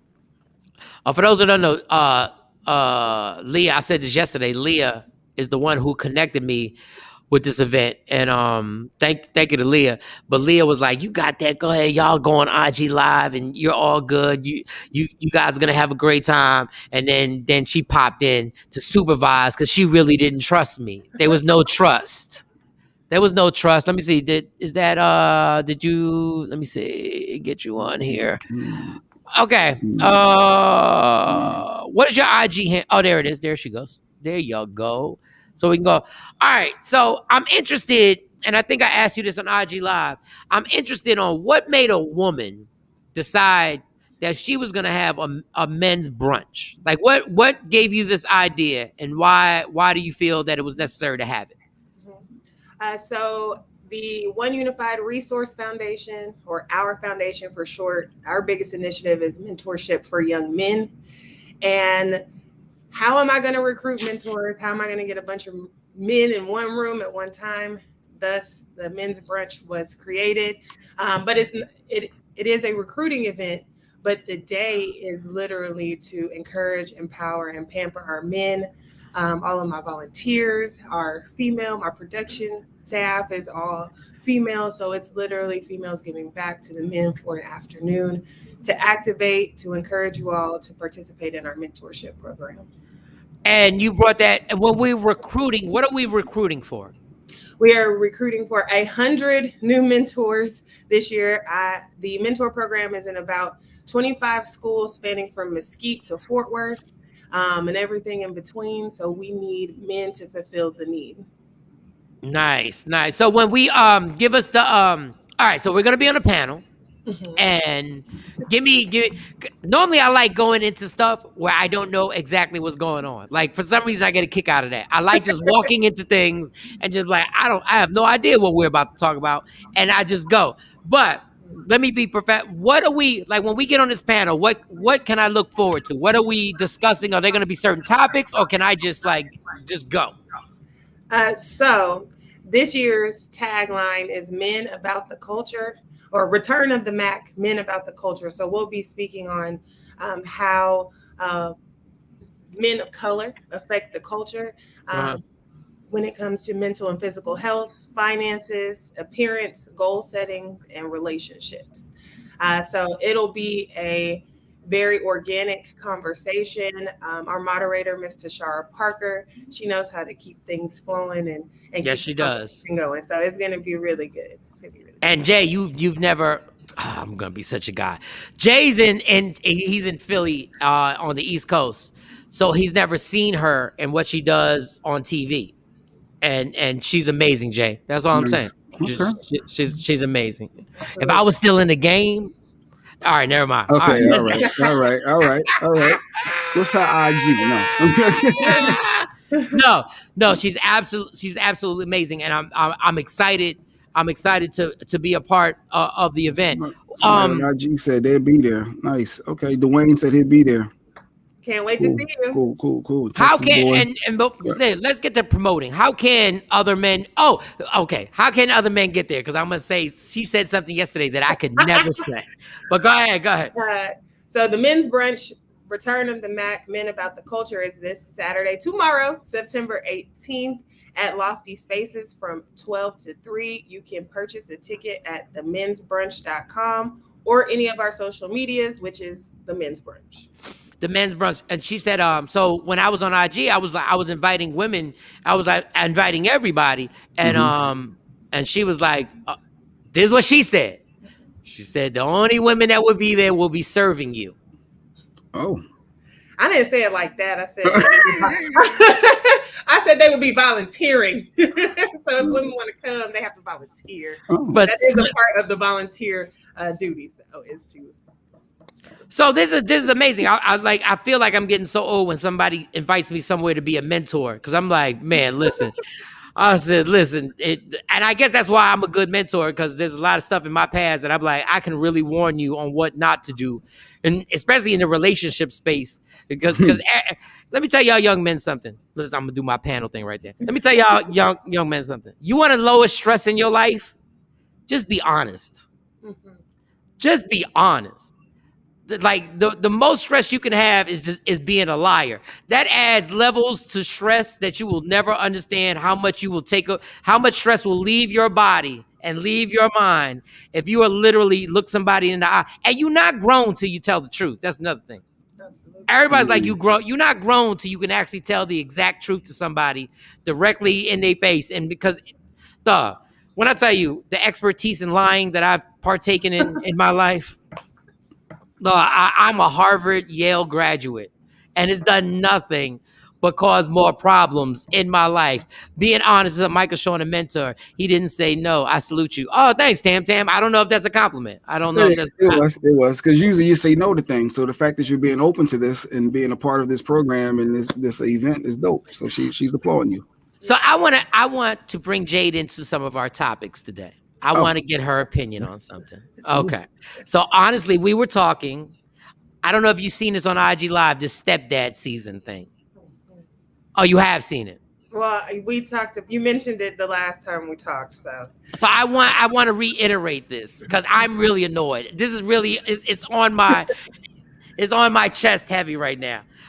How do you feel about that? Do you think that's something that a woman should be like? It's stepdad season right now. Well, unfortunately, I can't relate because I don't have any children. Whoa. Right. Or that I'm not a part of that situation. So I really have no opinion on that. Let me stay in my lane over here in the single. Shay, do you know how many times we give our opinion and we have no business giving our opinion? Go let it out, girl. Go for it. The stepdad thing is it's fulfilling a need. It's fulfilling a need. Like you are good. You are good. Look, women are in need of good men, and the children are in need of male positivity in their lives. So, stepdad, mentor, kind of the same thing. Wow, you will not take part in these shenanigans. I am not trying to get in trouble, You are the Jay Black. Take it away. You got a question. She's not playing with us. She's a guest, so I'm being very. So you are in a relationship, obviously, right? No. Oh, you're not? Single and ready to mingle. Let me tell you. Oh, you're single. Why did I think single with no kids? I was just wondering. All right. You're single with no kids? Yes. Oh, we got ourselves. Is that called a unicorn, Mike? Is that what we call a unicorn? I don't know. It's under the bangs. It's under the bangs. Okay, so you're single now. We can get into this. Don't forget tomorrow, the Saturday, the men's brunch, Lofty Space. Make sure you're there. All men, come out there and support us. We need you. We need you in the building. Okay, all right. So what is attractive to you? What in you like guys, right? Yeah, you gotta ask that. You gotta ask. Yes. So what is attractive? Give me your top 3 things that attract you. That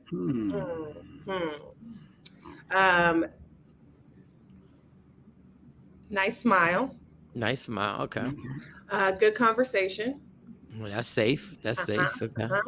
And height, because I'm 6 foot, so and I need someone tall where I can wear my heels and they still be taller. So you just look at a man differently if he's shorter than you? No, I'm actually not a heightist. I've dated men. I didn't even know that existed. I made it up, but you knew what it meant, right? No, you're right. That sounded good. I'm not a heightist. What? I'm not a heightist. So no, I've dated men as short as 5'5", and I think I've been 6 foot since I was in the 8th grade. I don't know. So I've always been tall. But now that I am older and I am, waiting for the one to come, the one looks a certain way in my mind, and he's your mind, and he's tall. So who does he look like? So what celebrity? So we can get an idea? Like, give me that celebrity that looks like him. I don't know. I would say a mix between The Game and Morris Chestnut. So, a little tough. You want a thug lover boy? Yes, but then, I can bring him to a gala. You want somebody who will stab somebody and go to the gala. That is good, really. That's all you want? That's all you need? That's all you need? But it's very important that men have something going on. I wear a lot of hats around the city and in my personal endeavors. So I need that man to be on his grind, doing his thing, whether he be an entrepreneur or an employee, whatever it is, he has to be, doing his thing. What do you believe in soulmates? Soulmates with the S. Well, soulmate. But I meant soulmates, as people always say, they're soulmate. But do you believe in the soulmate thing? Do you believe that there are people out there that is just like naturally like born to be with you, or you're born to be with them?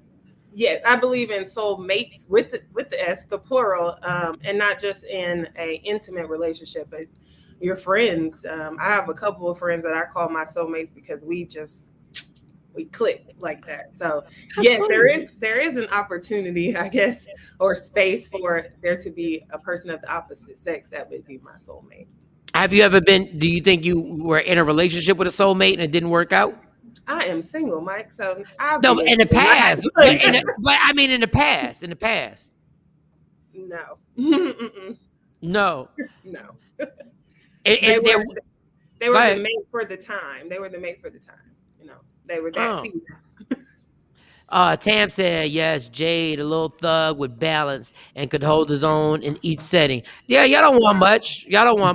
All y'all want is somebody who can clean a gun and have a high SAT score. That's all y'all want. That's all. What do you mean? That's it. Balance. It's about balance. I'm a Libra, so I definitely believe in balance. So that's it. Oh, okay. So you believe in balance. Okay, what is very unattractive to you? What is very unattractive? Turn off. Or a turn off? Poor hygiene. Yeah, hygiene's the key. I love that. Yes. Small talk, and an insecure personality. You don't like small talk? Small talk? No. Let's talk about something. Let's put a plan together. Let's if we're gonna talk small talk, let's talk about our next vacation. All the rest of our conversations should be purposeful. Every relationship should be mutually beneficial. So how are we? Yes, Paul, Libra's wool. How are we building and growing together? We can't do that talking about the weather's nice outside today. Wow. Yeah, I can see when I was single, I wouldn't be built for you. You're funny though. So but you're insecure. He's insecure. Can I say it?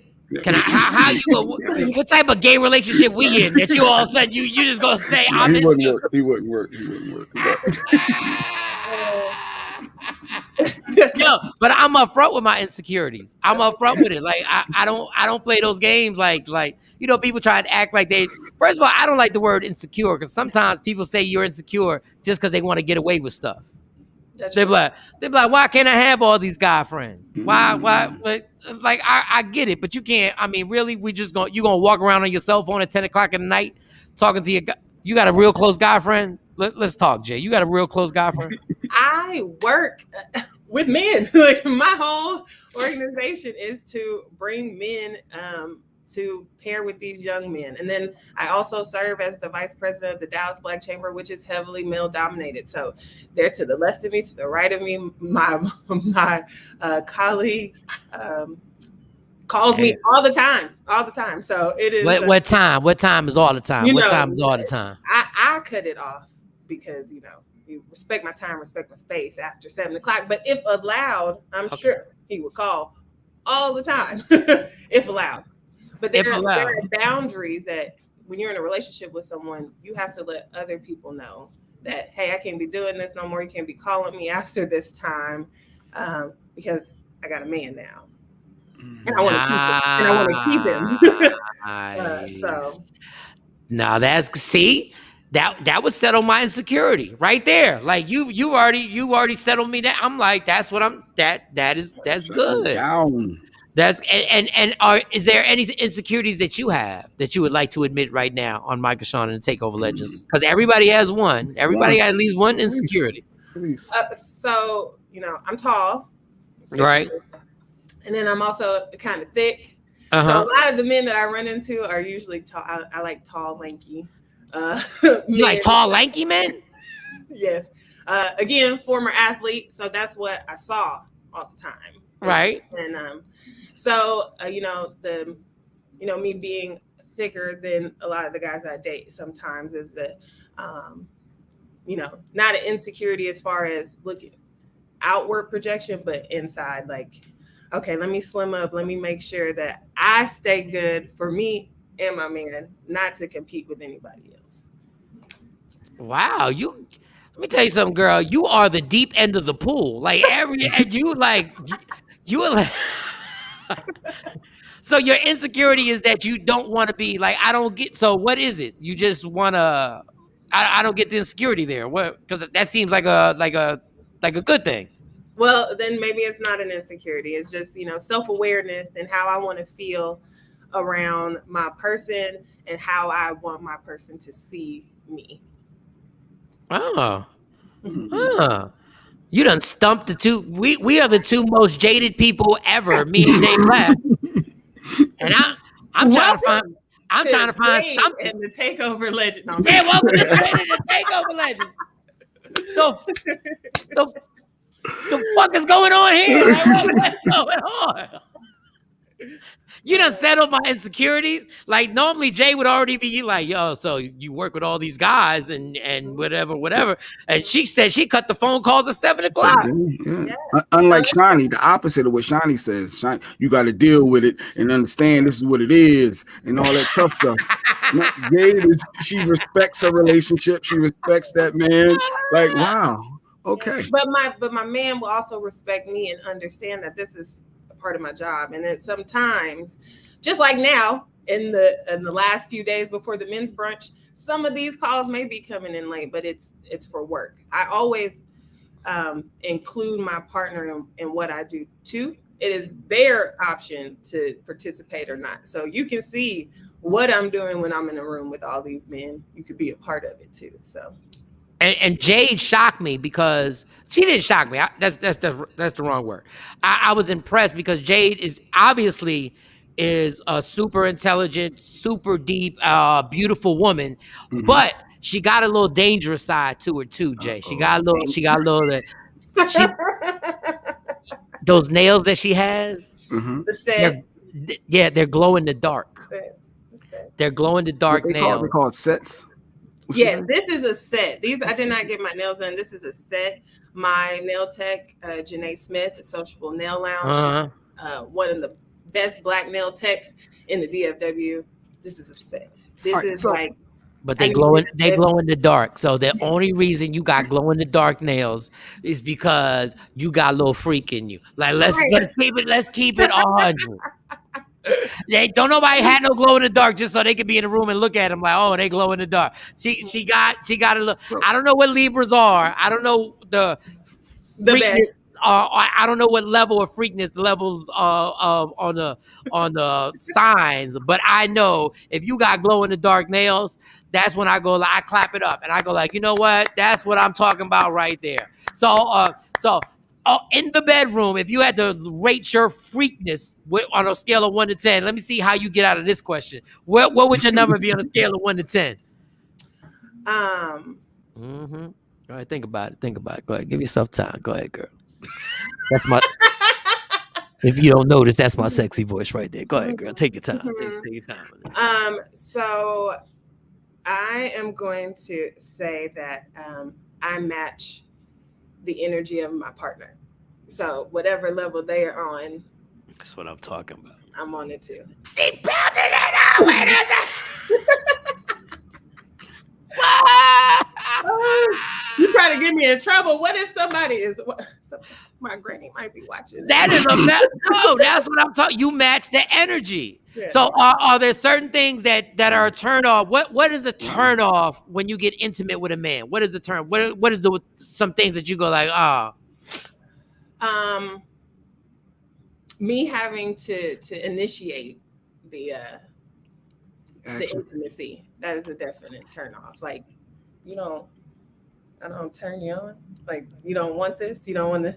Well, it depends on what you have on. It depends. Like, is that what it is? Like, cause I always feel like the guy always has all the pressure to always try and set everything off, and I feel like the kid going to get candy all the time. Like, why? Like, can you initiate sometimes? Like put a certain outfit on or something and tell you the sweatpants ain't doing it. Like, that depends on the energies within the relationship. That'll balance itself out. If you are attracted to each other, then y'all should be on each other all the time. It doesn't matter. I'm missing something, Mike. She's a true unicorn. She she respects the relationships. Yeah, she's single. She has no kids. Yeah. She has a career. Like, I'm what am I missing here? I don't know. I guess that's why I'm doing the brunch, because I don't know. I'm trying the men's brunch tomorrow at Lofty Space, and because I'm trying to figure out what exactly are we missing here, because you match the energy. Is there some that one turn off was you having to set it off. What's another turn off? What's another turn off in the bedroom? What's another turn off? That the move, like some men only have like one move or one position that they like, and that's it. Like, let's do some other things. Let's do some headstands or some things like that. So you like okay, all right. Now there's a good conversation here. Now I can all right. Now I see she's not a unicorn. Okay, listen. Why do we have to go? Like, is this a regular? Like, every time something happens, we got to do multiple positions. Can't we just go? Can we get to the point? Go ahead. There's different times for different types of intimacy. Right. Sometimes you want to have sex, like. Right. Sometimes you want to make love. Sometimes it needs to be a quickie because we got to go to work. You have to, respect the time and the space that you're in. But when it's, nighttime and y'all are getting ready to go to bed, that is something different, There should be more, because y'all got to sleep the rest of the night. Oh, you need to get put to sleep. You need to put to sleep, D. Yeah, okay, I got you. Where I don't even hear the alarm. Like, got you. God, this is amazing. You really have met all the qualifications. I'm trying to figure out, there has to be something. Jay's right, but we can't find anything right now. Do you have a bad temper? No. I'm a Libra. I'm very patient and understanding. I can, to each his own. I can empathize, but I do want things how I want them when I want them. So. Okay, you want them, you want things, and do you cuddle? Are you a cuddle type of person? I'm very affectionate. Hug, kiss, touch, rub, play with your hair. Yeah, I'm that person. Okay. Kelly J said, I almost missed my alarm this morning. Kelly J, shut your ass up. Shut your ass up, Kelly. Don't nobody need to hear that, Kelly, that you was getting, your spinal cord was getting tapped. Nobody needs to hear about that. Yes, you knew. I got somebody on IG Live. I'm sorry I missed this. I was married for 10. Oh, okay. I hate to bring down the mood. She said, he was my soulmate. Could there be another soulmate out there? Do you, I mean, I'm not saying you're the expert, but do you think there could be multiple soulmates out there for you? Yes. As I said, soulmates with the S. And again, you did say that. Yeah, it doesn't always mean, in all opposite sex in an intimate relationship. It could be your friends in a platonic relationship. So keep hope alive, ma'am. Keep hope alive. There you go. And we're sorry about your loss. We're very sorry about your loss. All right, girl. Well, I can't. There's no chink in your armor right now. There's nothing. 21 questions. He getting his 50 cent on. I'm trying, Sam. And she's answering everything. She likes multiple positions. She's well educated. I'm not gonna ask her what her favorite position is because she's got multiple. Like she believes in multiple soulmate. Everything's multiple. Like she believes in multiple soulmates, multiple positions. I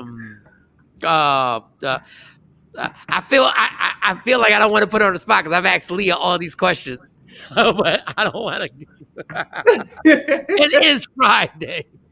Leah told me. She did warn me. So she warned me. I don't even know. Now I feel like a kid, but I want to play. Now I just want to play. I want to, like, are you multi-orgasmic? Is it one orgasm for the night? Or are you like, oh, can you go back to back? Because some women can just go back to back to back and just like, Yeah, hey, that is for, again, I'm single and ready to mingle. So if anyone is interested in taking me out on a date, that would be for that person. to find out. And they can meet her Saturday. You can meet her Saturday at the men's brunch. She be putting dudes to sleep. She the type. You sober and you just wake up like, wow, I'm still here. Yes, you are. It's going down tomorrow at law. Yeah, she puts you to sleep. Yes, that's Not a whole. Not yet to that part. I mean, yeah, but the men's brunch. Let's not even think about it. The men's brunch. We're gonna be there, recruiting mentors. I want everybody to come out. Once again, if they want to get tickets, how do they do it? You can purchase your tickets at themensbrunch.com or any of our social medias at the men's brunch. Have you ever gotten a lap dance at a strip club? What kind of strip club? You what? What kind of strip club? A female strip club, not a regular strip club. Yes. That's what I'm talking about. This girl right here, man. Oh, this girl right here. It's actually my favorite type of club. So that's your favorite type of club. The atmosphere is really chill. You don't have to compete with anybody. Nobody's, you're just chilling. The food is usually on point. And that's where I get the new music for my playlist. Wow. Mm-hmm. Like, you got to understand, like everything you just said, if you are a strip club, like I had a strip club problem at a certain point. I had to stop. I don't go to strip clubs, but there was a time where I was going in the afternoon for the food. That was crazy. Yeah. Yep. Shawn said you've been clapping all show. So have you, Shawn. Stop being a hater. Stop being a damn tab, men's brush. Yes, come. But how have you ever gotten a lap dance? These are just questions that are just popping in my brain. Like, this is amazing. This is she really does have balance. Like when you could take your girl to the strip club and to meet your mom. That is balance. That is lovely. Jade, I can't wait to see you tomorrow. I can't wait to see all the other men that are going to be on the panel. And we're going to have an amazing time. And I'm going to leave you alone because I have other questions, but, I'm going to keep it the way it is. And we got to, we got Dr. Smith in the waiting room. We got the professor coming up. Yes. Like when I asked these questions, I found out things about Leah that I didn't know that I would have never thought. And I'm like, and she's tall too. It's something about tall women. There's something that goes on. That's my girl. There's something different. You have a great week. Have a great day, and I'll see you tomorrow. Thank you. Thank you. Shout out to my girl Jade. Jade Titter, y'all. Jade Titter. Yeah. She was safe. Like, I like her. She worked. She did it. She did the damn thing. Yes. She did. Man, oh man. It was a lot there. It was a lot to unpack, but there was a lot. But it was good. It was good. There was a lot of topics. I think Leah, she's probably, I don't know if, she's not watching or she would have got on the IG Live. So we're going to be there. I'm going to be there along with a lot of incredible people at that brunch at Lofty Space tomorrow. So make sure you check it out. Do you want to go straight to Dr. Smith or what do you want to do? Let's bring him right on in. Good morning, Dr. Temple University's own Dr. Temple University. There yo. Look, Janice said you forgot to ask if she's a scribe. I was going to, and I felt like it was. It's too far. You can't. I should have. But see, once again, I should have. That's one of the things you forgot. No, send her the link. Get it back on here. Hey, Jay, get back on here. No, I gotta ask. No, you can't. I'm gonna ask her on She's Instagram. the founder of a great organization. There's a great event. She's doing a lot of big things. Balance, right? That's what she was talking about. Balance. Hold up. I gotta ask. I gotta ask. Go. Why did you say that, Jeanette Rochelle? No, because now I'm not being authentic to the show. I'm not being authentic. You asked her a lot of personal stuff. We just met her, and you asked her. It's not her third time being on the show. Jay, we gotta ask you one more question, so you gotta come back on. We gotta ask. I'm sorry. I have to. I wouldn't be real to the show, girl. I gotta ask you one more personal question, but you gotta be on the box because just on IG Live is not fair. Somebody, I asked everybody the same question. I gotta ask. I'm sorry, I have to. You didn't say rough sex or making love. We didn't go down that lane. Do you have the link? Oh, I just gotta ask you one more question. She came back. I gotta ask. I'm sorry. I gotta ask. Hey, she's back. Good morning again, Jade. Good morning. I apologize for whatever's about to happen. Look, I'm sorry. I probably should have pressed decline. Yeah, you probably should have. I'm just letting you know this is inappropriate. But I asked these questions to everybody, and one of the listeners came up there and said, "Mike, but you forgot to ask her." Okay, this is bad. I gotta ask. Just look. Our guest won't even look. And I've asked Leah this. I have to ask: are you a squirter? I am whatever my partner produces. So I love this woman. Thank you so much. All right, that's the last clap. That's a yes, damn it. All right, I'm sorry. So she's saying up to the if he can make that happen, okay. This is amazing. This woman is. I don't even know what you guys are waiting for. She's right here. What are you doing? The men's brunch. Yeah, see, come to the men's brunch. guys. The unicorn is there. Guys, I don't know what you're doing. I don't know what we got. The LeBron, Michael Jordan of the game right here. She's right here in real life. In real life. Dr. Smith, I don't know you, but please don't think you listen to me. I'm just answering. That's arguably the most interesting, unique introduction of a person. I've never entered a conversation on that note, so this is a first for me. And I've known Mike for a long time, so greetings. Pleasure to meet you. Dr. Smith, while I'm on the line before I get off, I want to personally invite you to the men's brunch happening tomorrow at Lofty Spaces from 12 to 3. Michael Shawn is going to be on the panel. Yeah, so you can we can meet formally. And I need to get out there as soon as possible because Mike's been trying to get me out there, that way for a while. So we got to definitely do something. Yeah, and this is why you need to come out. These are amazing people that I know. I know amazing people. I know intellects who also squirt. This is amazing. This is an amazing combination, y'all.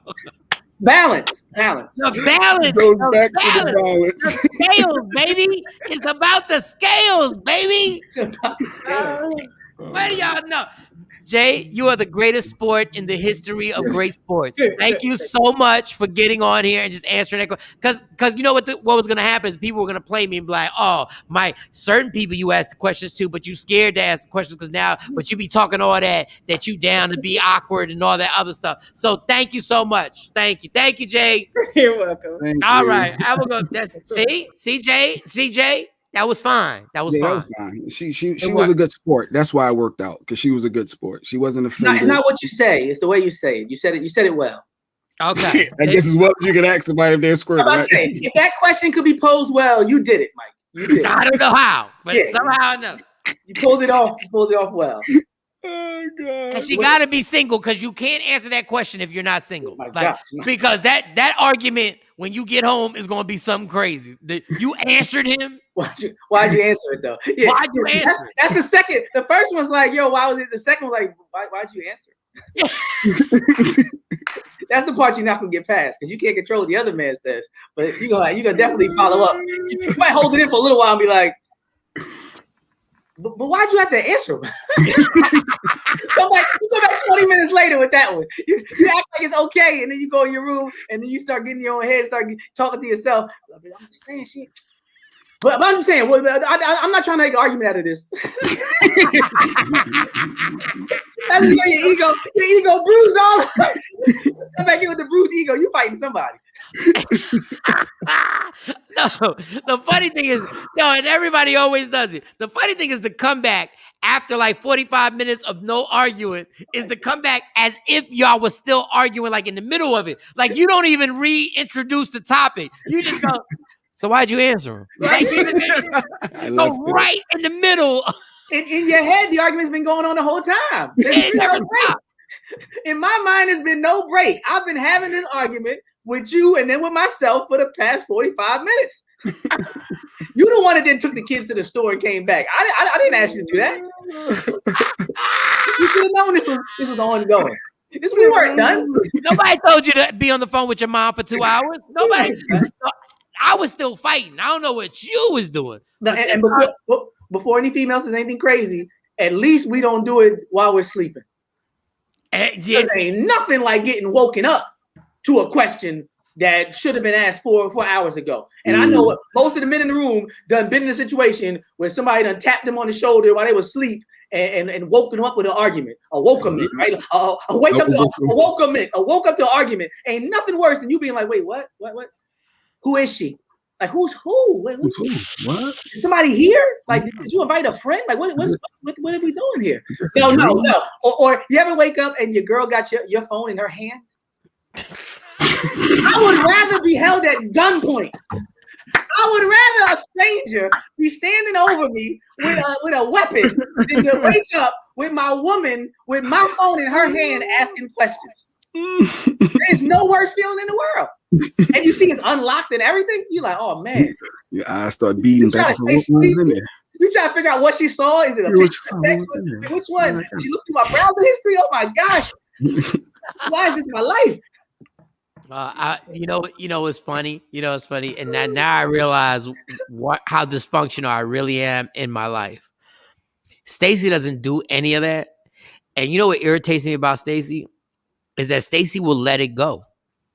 She'll let an argument really go for real. Like she can literally just let it go. Not just move on, not bring it back up. That's real. No, that's real. No make believe. You know how people act like they can let it go? Yeah, and really. And they be like, well, whatever. We can just move on. You know, they do. But it's not a real move on. Like that's what I do. We can move on. We're not moving on. We're not moving on. I'm just lying.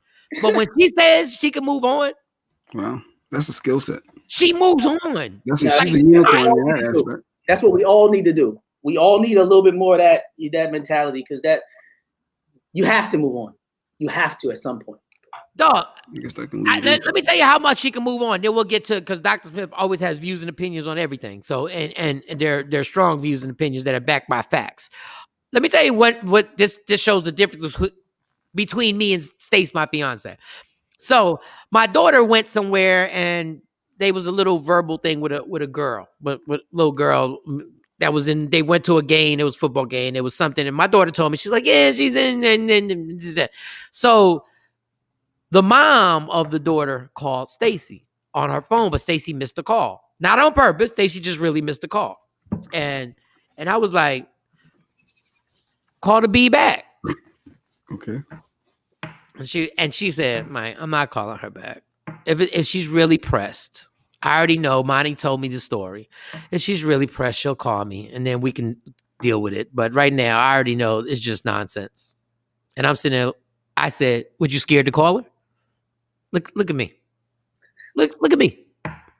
I want the smoke, but I can't call. Right?" She's like, "Well, you can call her." I said, Stace, I'm the dad. The dad can't call a mom. The mom has to call the mom. Like, if the dad called my phone, then I'd be able to, but I can't call. I'm going to look crazy. She was like, and Stace's like, I'm not pressed, Mike. If she wants it, she'll call back. And then we'll, and dog, I really was mad. You didn't want to call. I told you to call. You should have called. I said, how do we know? I said, I need to know what fully happened. She checked me and said, Monty already told me what fully happened. And in my mind, I was like, yeah, but they're two sides to the story. No, he wanted smoke. He just wanted to smoke. I got to figure out how to get this smoke one way or another. I was like, we don't know what it is. And in actuality, now we do know, we need to know both sides of the story. Because I know my daughter got a mouth on her. So I back my daughter no matter what. Like, I don't care if she's wrong. I'm still going to back her. In public, I'm still going to back her. And then I'm like, you were wrong. So that is just an example of how ridiculous I can be. Because we really got into it. She's like, Mike, I'm not calling that woman. If she calls back, we'll deal with it. And this is how she said it to me. This is how effing calm she was.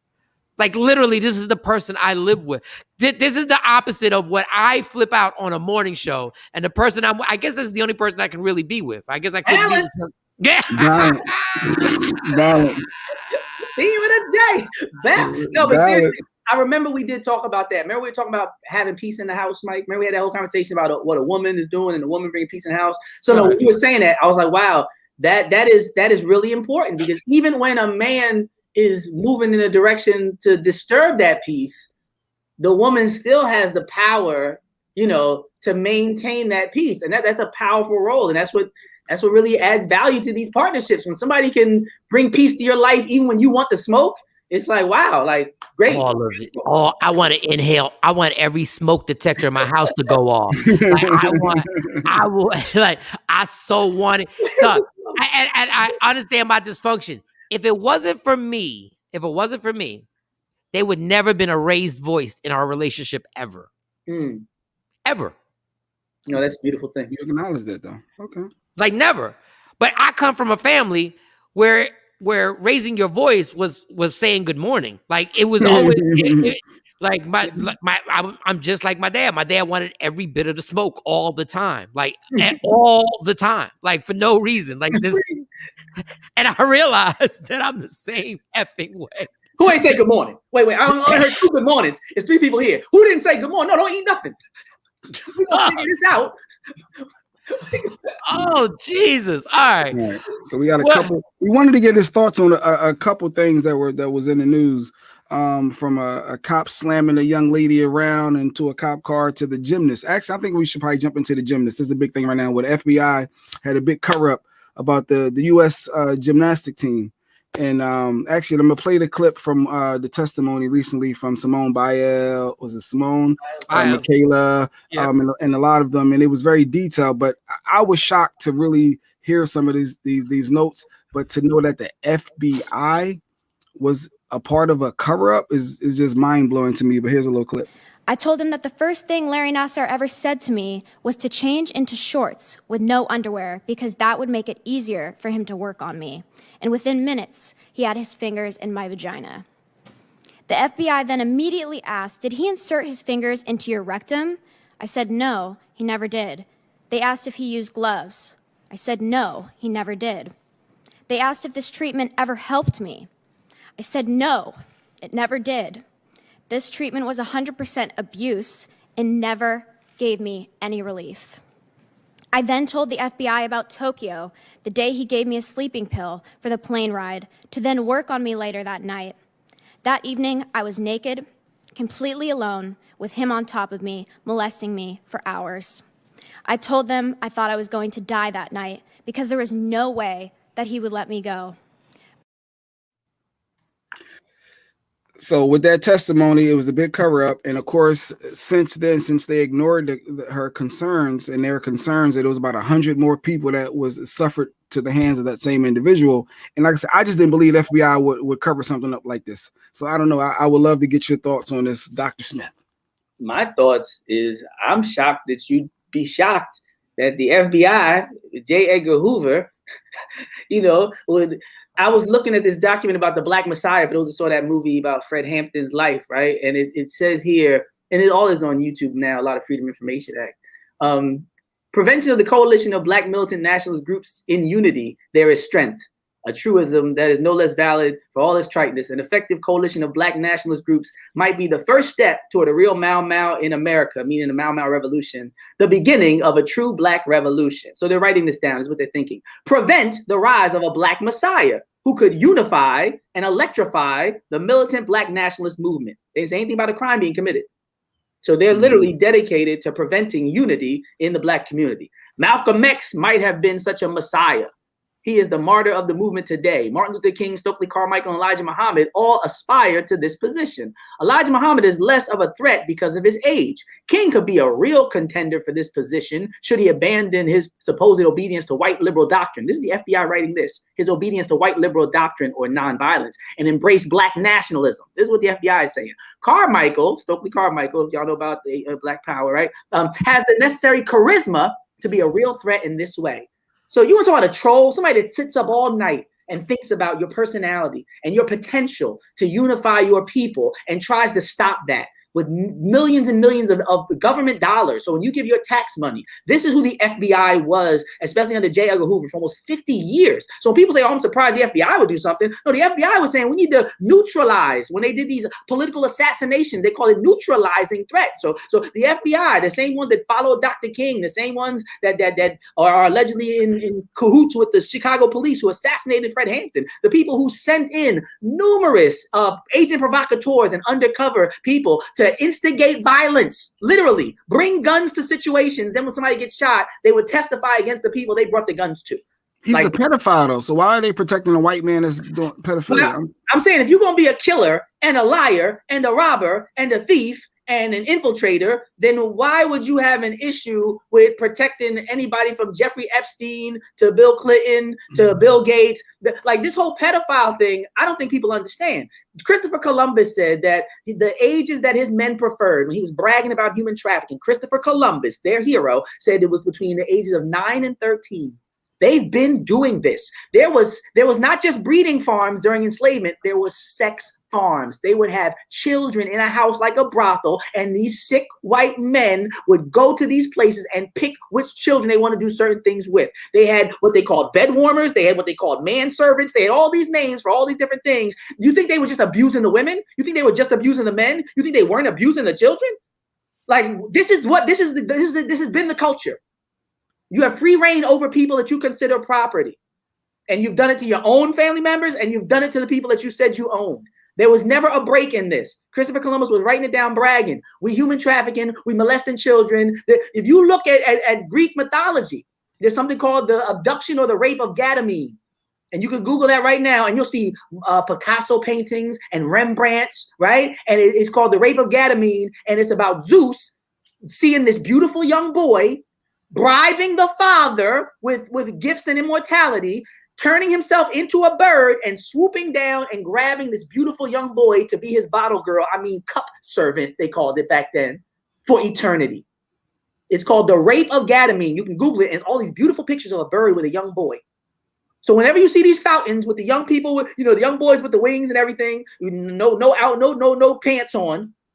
It's not classic literature. When you study the story of Oedipus killing his father, having sex with his mother, and they call it classic. No, it's incest and it's fratricide and it's self-mutilation to stab himself in the eye word of Fetty Wap. But they sit in these rooms and they convince you this is classic art.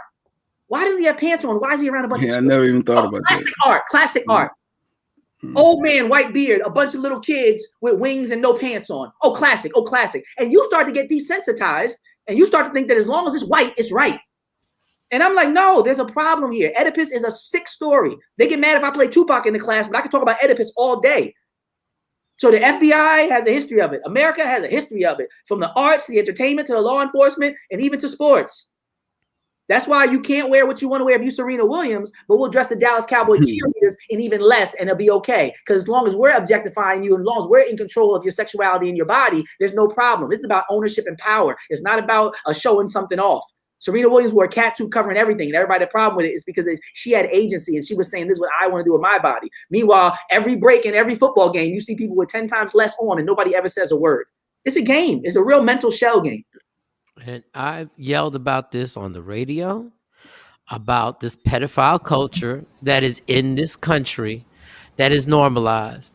And the reason why the FBI tried to push this to the side is because they don't want to open a can of worms on who else is part of this. That gymnastic trainer is not the only person in that organization that was doing this. And they understand if they open, Jeffrey Epstein was killed because they knew of the list of politicians that were on that island, Democrat and Republican. That's why he had to die. And I will say this, and I don't say this to be funny, and it always sounds crazy when I say it. This is why I stop the things that are on Pornhub, that are on there. If you look at those titles, and when I saw it, I said, I will never touch this ever again. It's pedophilia that's on there, and it's free. And it's legal. Like this culture that's in this country, if we open these can of worms and we see how much this is normalized and how it's scary. It's scary. And these poor girls were sitting there for years and nobody ever. It took the greatest gymnast of all time to actually be part of standing up and saying, you guys got to do something. It was almost, it's like Michael Jordan standing up in the NBA and saying, this is what's going on, y'all. You have to do something. That's the only reason why that this got turned upside down. No, it's disgusting. It's a disgusting. Actually, was saying it's something dealing with jobs in the Olympic Committee. People getting work too by the FBI ignoring it or trying to cover this up. I guess there's money involved. Yeah, there definitely is money involved. There definitely was people trying to get positions. But think about that. How much money do you really want to make where you can ignore a child being sexually assaulted by somebody unless you're okay with it? Yeah.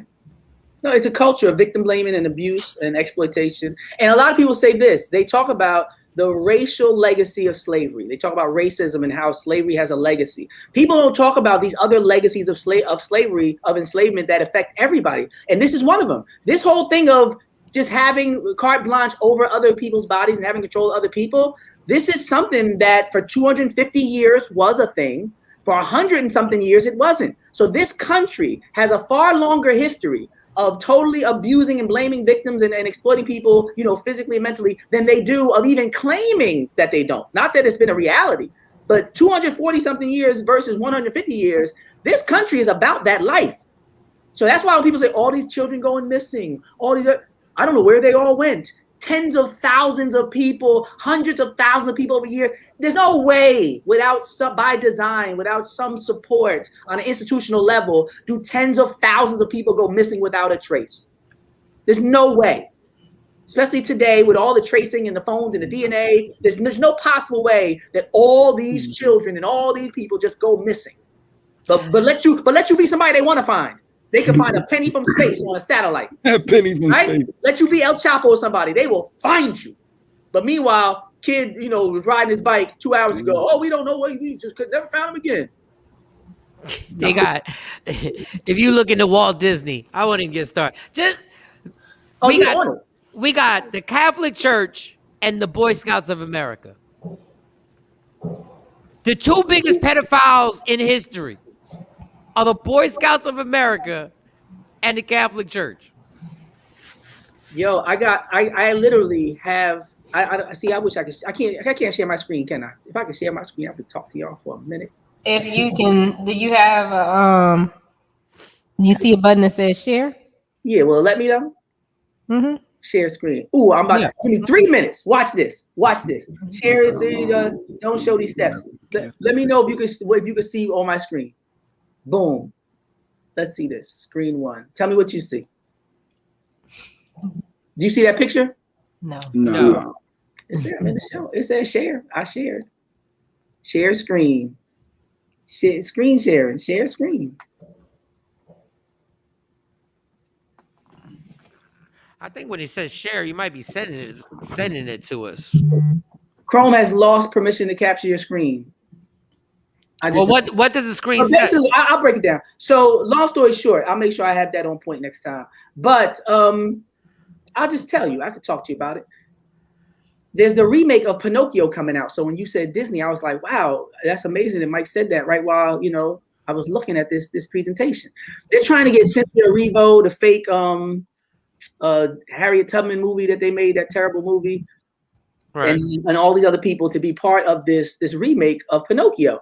But Pinocchio has a lot of these overtones, when it comes to sexuality. Just in short, right? I'm gonna give you like 3 good ones.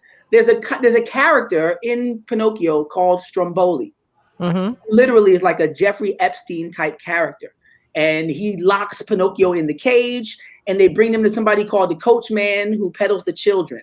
There's a quote in Pinocchio where he literally says, the coachman, he turns red and his hair goes up like a horn. He says, they never come back as boys. And it's called Pleasure Island. If anybody knows Pinocchio, Shout out to Epstein. Shout out to Weinstein. Right? There's a Weinstein character called Stromboli, and they take the boys where the coach man, the trafficker, literally like a coach, right, says they never come back as boys, and then you see this amusement park, right, and that's where they're smoking and they're gambling and they're drinking, right? Pleasure Island for these boys. That's why I'm like, why are they remaking this story? That's when you see Pinocchio with the cigar in his mouth, and then later on they start turning into donkeys. And then literally it says sold to the salt mines when they on top of the cages. So these little boys go to this pleasure island where they never come back as boys, and then they get trafficked and they get put into these, little cages. And they said when they're done with you, like child stars, you see the little Pinocchio type doll is dead with like an axe in his chest. This is real stuff that happened in Pinocchio. They never come back as boys. They go to pleasure island and everybody's missing it. And they're saying, oh, we're going to remake this. And I'm like, before they remake it, we need to make sure we deconstruct it as parents, because they'll do the same thing again, where it's like, we don't even realize we watched that 10 times and never even knew what we were watching. So then when we hear about these people missing, there's something subconsciously already, foundationally in our conscious where we don't seem to be as upset as we probably should be. It's like I said, it's a grooming process, Mike. It's a gradual seduction. I think that's what Oprah called it when she was talking about being abused. Gradual seduction, where it's like, oh, it's not that bad. Oh, look at this 10-year-old, look at this 5-year-old in a beauty pageant with a halter top on and makeup. And, this sexualization of the children. Look at this little joke that you didn't notice till you were older. And no, it's not funny. It's not a joke. And that's how people get over. That's how predators and bullies get over on people's silence and being subtle and gradual with the way that they offend and oppress people. That's why one day Joe Biden will say, we won't have mandatory shots. And then a few months later, it did happen, though. He did say we will not do mandatory shots. He absolutely said. If I did that, I would be a bad person. If I was like, yo, Jay, I'm going to call y'all Friday. And if I didn't, like 3 weeks straight, you'd be like, yo, that dude is flaky. He's not a good person. Like, he said one thing, he did another. Like, but there would be circumstances maybe around. It may be circumstances around that. The justification. There's the justification. Exactly. As a leader, we have less standards for a leader than we do for friends that are in our life. Because if I tell Jay, dog, I will never lie to you. And then 2 months later, I did lie. And I said, but the reason why I lied was because of the circumstances that forced me to lie. Well, let me be the first to say this. 2024, when Donald Trump runs for president. What did I say, y'all? Say you said that. No, you already said that. But listen, Mike, I'm going to tell you what the campaign slogan is going to be. I won't force you to take the shot. You tell me he won't win. Who they going to call a tyrant then? The guy who's forcing needle in your arm, or the guy who's saying you have the freedom to choose whether you get needle or not? You think we're gonna have an issue 3 years from now? We still gonna have COVID issues like that? How they gonna paint the picture that Trump is the one who's like Hitler and he's the tyrant and he's the one taking our liberties and he's the one forcing us and not being constitutional? It's gonna be very difficult to sell that old narrative about Trump when Trump is saying, I'm gonna give you greater freedom. This dude is wilding, forcing you to do stuff. It's unconstitutional, un-American. All he has to do is say, Trump 2024, your body, your choice.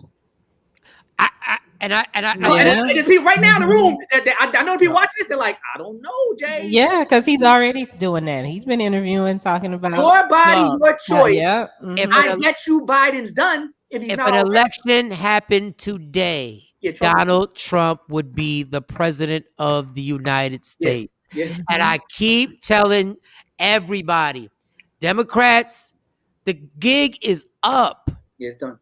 You come to us every time there's an election. That's it. That's the only time you run up on us. They ain't coming to me for this midterm. Don't talk to your boy. That's what I'm gonna tell them. My campaign slogan for the midterm is don't talk to me, talk to your boy. Talk to your boy about Afghanistan. Talk to your boy about his forced mandates. Talk to your boy. Talk to your boy about no debt relief. Talk to your boy about if you want us to be healthy, give us universal health care. That's it. If you keep everybody got to be healthy. Everybody get the shot to be healthy. We need you to get the shot. Put your mask on, be healthy. If you want us healthy, give us health care. Anything else, I'm done with them. I'm done talking. I'm done listening. If you are sincere about health, then like every other developed nation in the freaking world, give us health care. If you're not giving us health care, then you don't care about our health.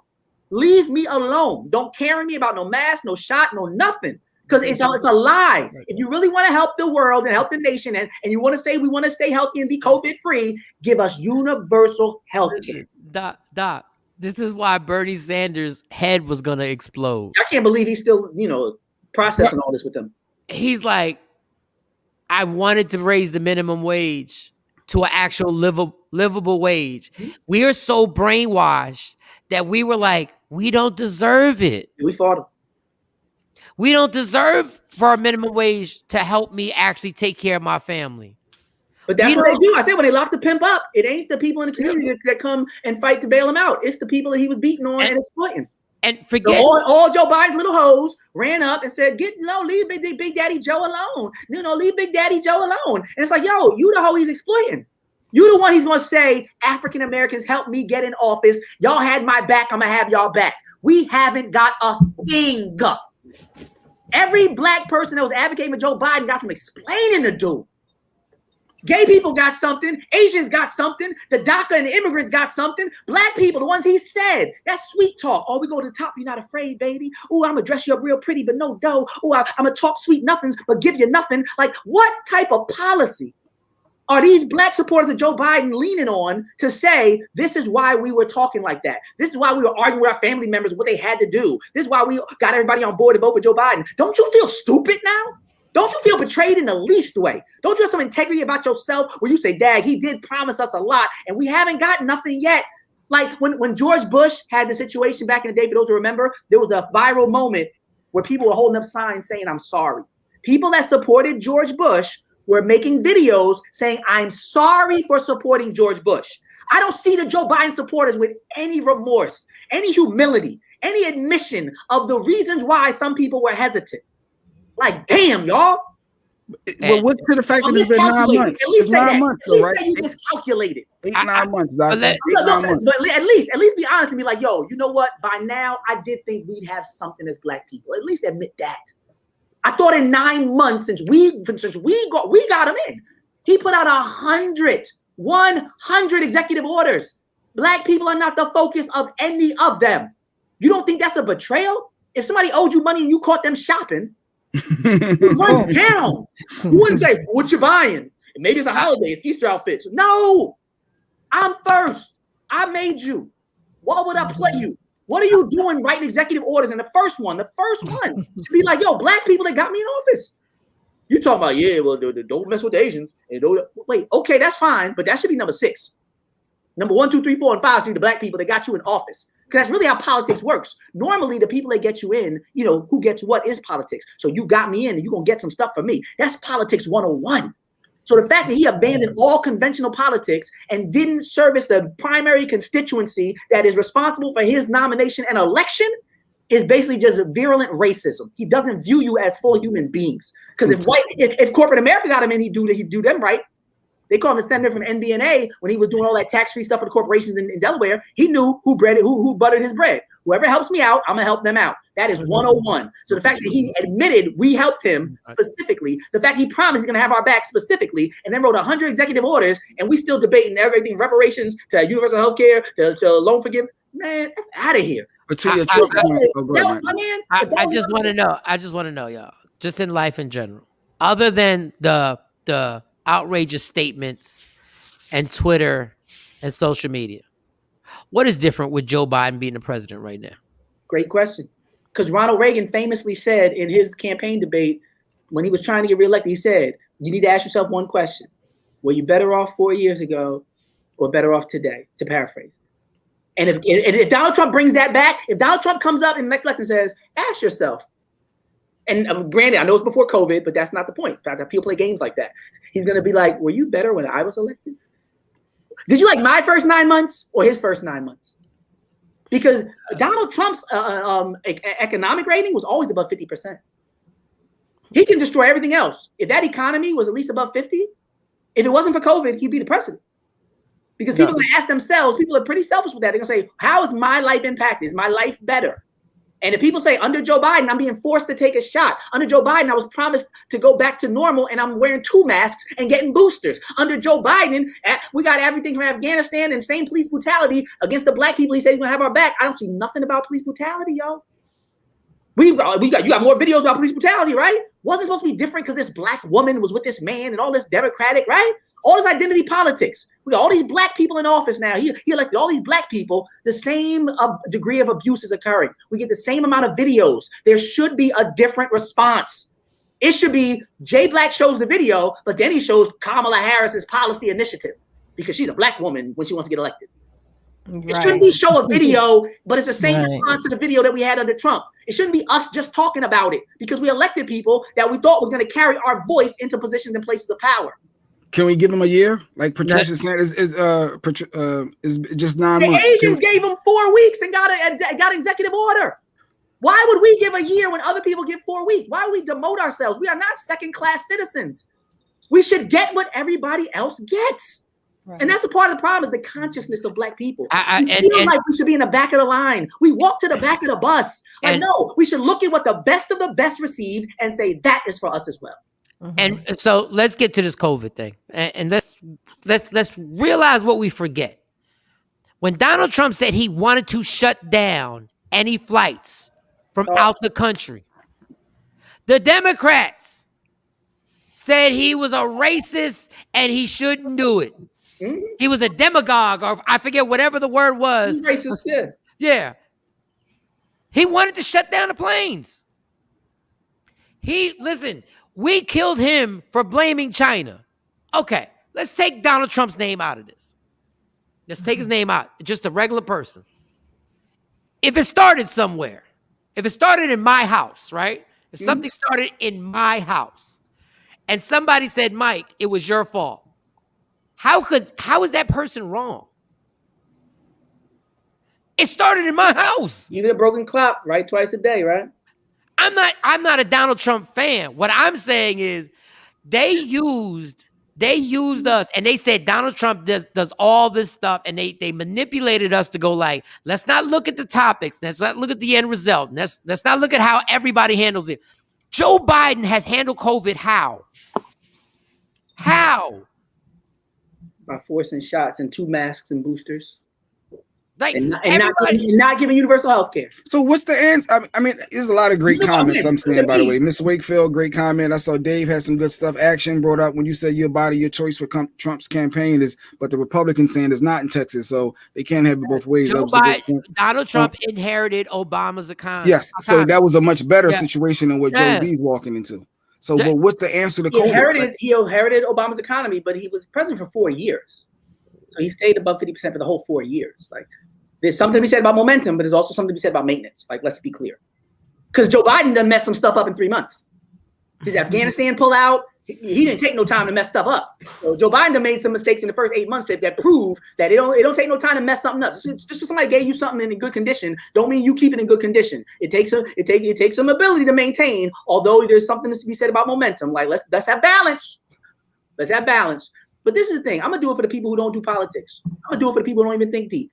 Just like Mike was saying, in terms of the comparison, if you were blaming Trump for the past 4 years, for let's say the top 10 things Trump was blamed for, police brutality, racism, right? He said, remember they were saying Trump emboldened these people to be racist. Remember that? That was a big narrative. Trump gave them a voice. So that's why they're out there like that. Okay. So now their voice is gone. Are they still out there? Police brutality. Are they still beaten? Oh, these wars overseas. Trump is making bad relationships with the international community. Remember that? He's embarrassing us around the world. Did Joe Biden do good with Afghanistan? It wasn't Afghanistan under Clinton and Obama and Bush and everybody else too. So it's no different, right? So list all the things they said you should vote for Biden because none of them are gone. Trump is gone and none of them are gone. That's proof positive. This is intellectual algebra now. If if T equals 1, then when you remove T, 1 should be gone. Because T equals 1. Trump equals that. So when Trump goes, that should go. Or else there's no connection or correlation between Trump and said things Trump was blamed for.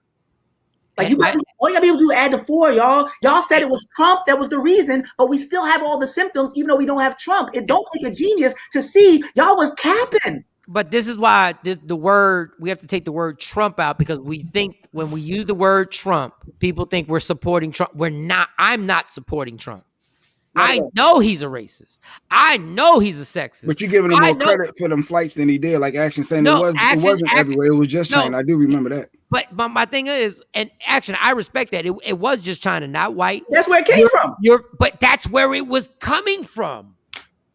If you take the word Trump out, if you take the person out, and you just look at the situation, a disease starts in China, and a person says, we're not accepting any flights from China until you get that under control. That seems reasonable. But when you add the name Donald Trump to it, then it's unreasonable. Your credibility. And you never get comments like the one on the screen right now when you talk about Donald Trump, although last I checked, he's a human also. For 4 years, you never heard anybody make a comment like that about Donald Trump. That's why y'all be inconsistent.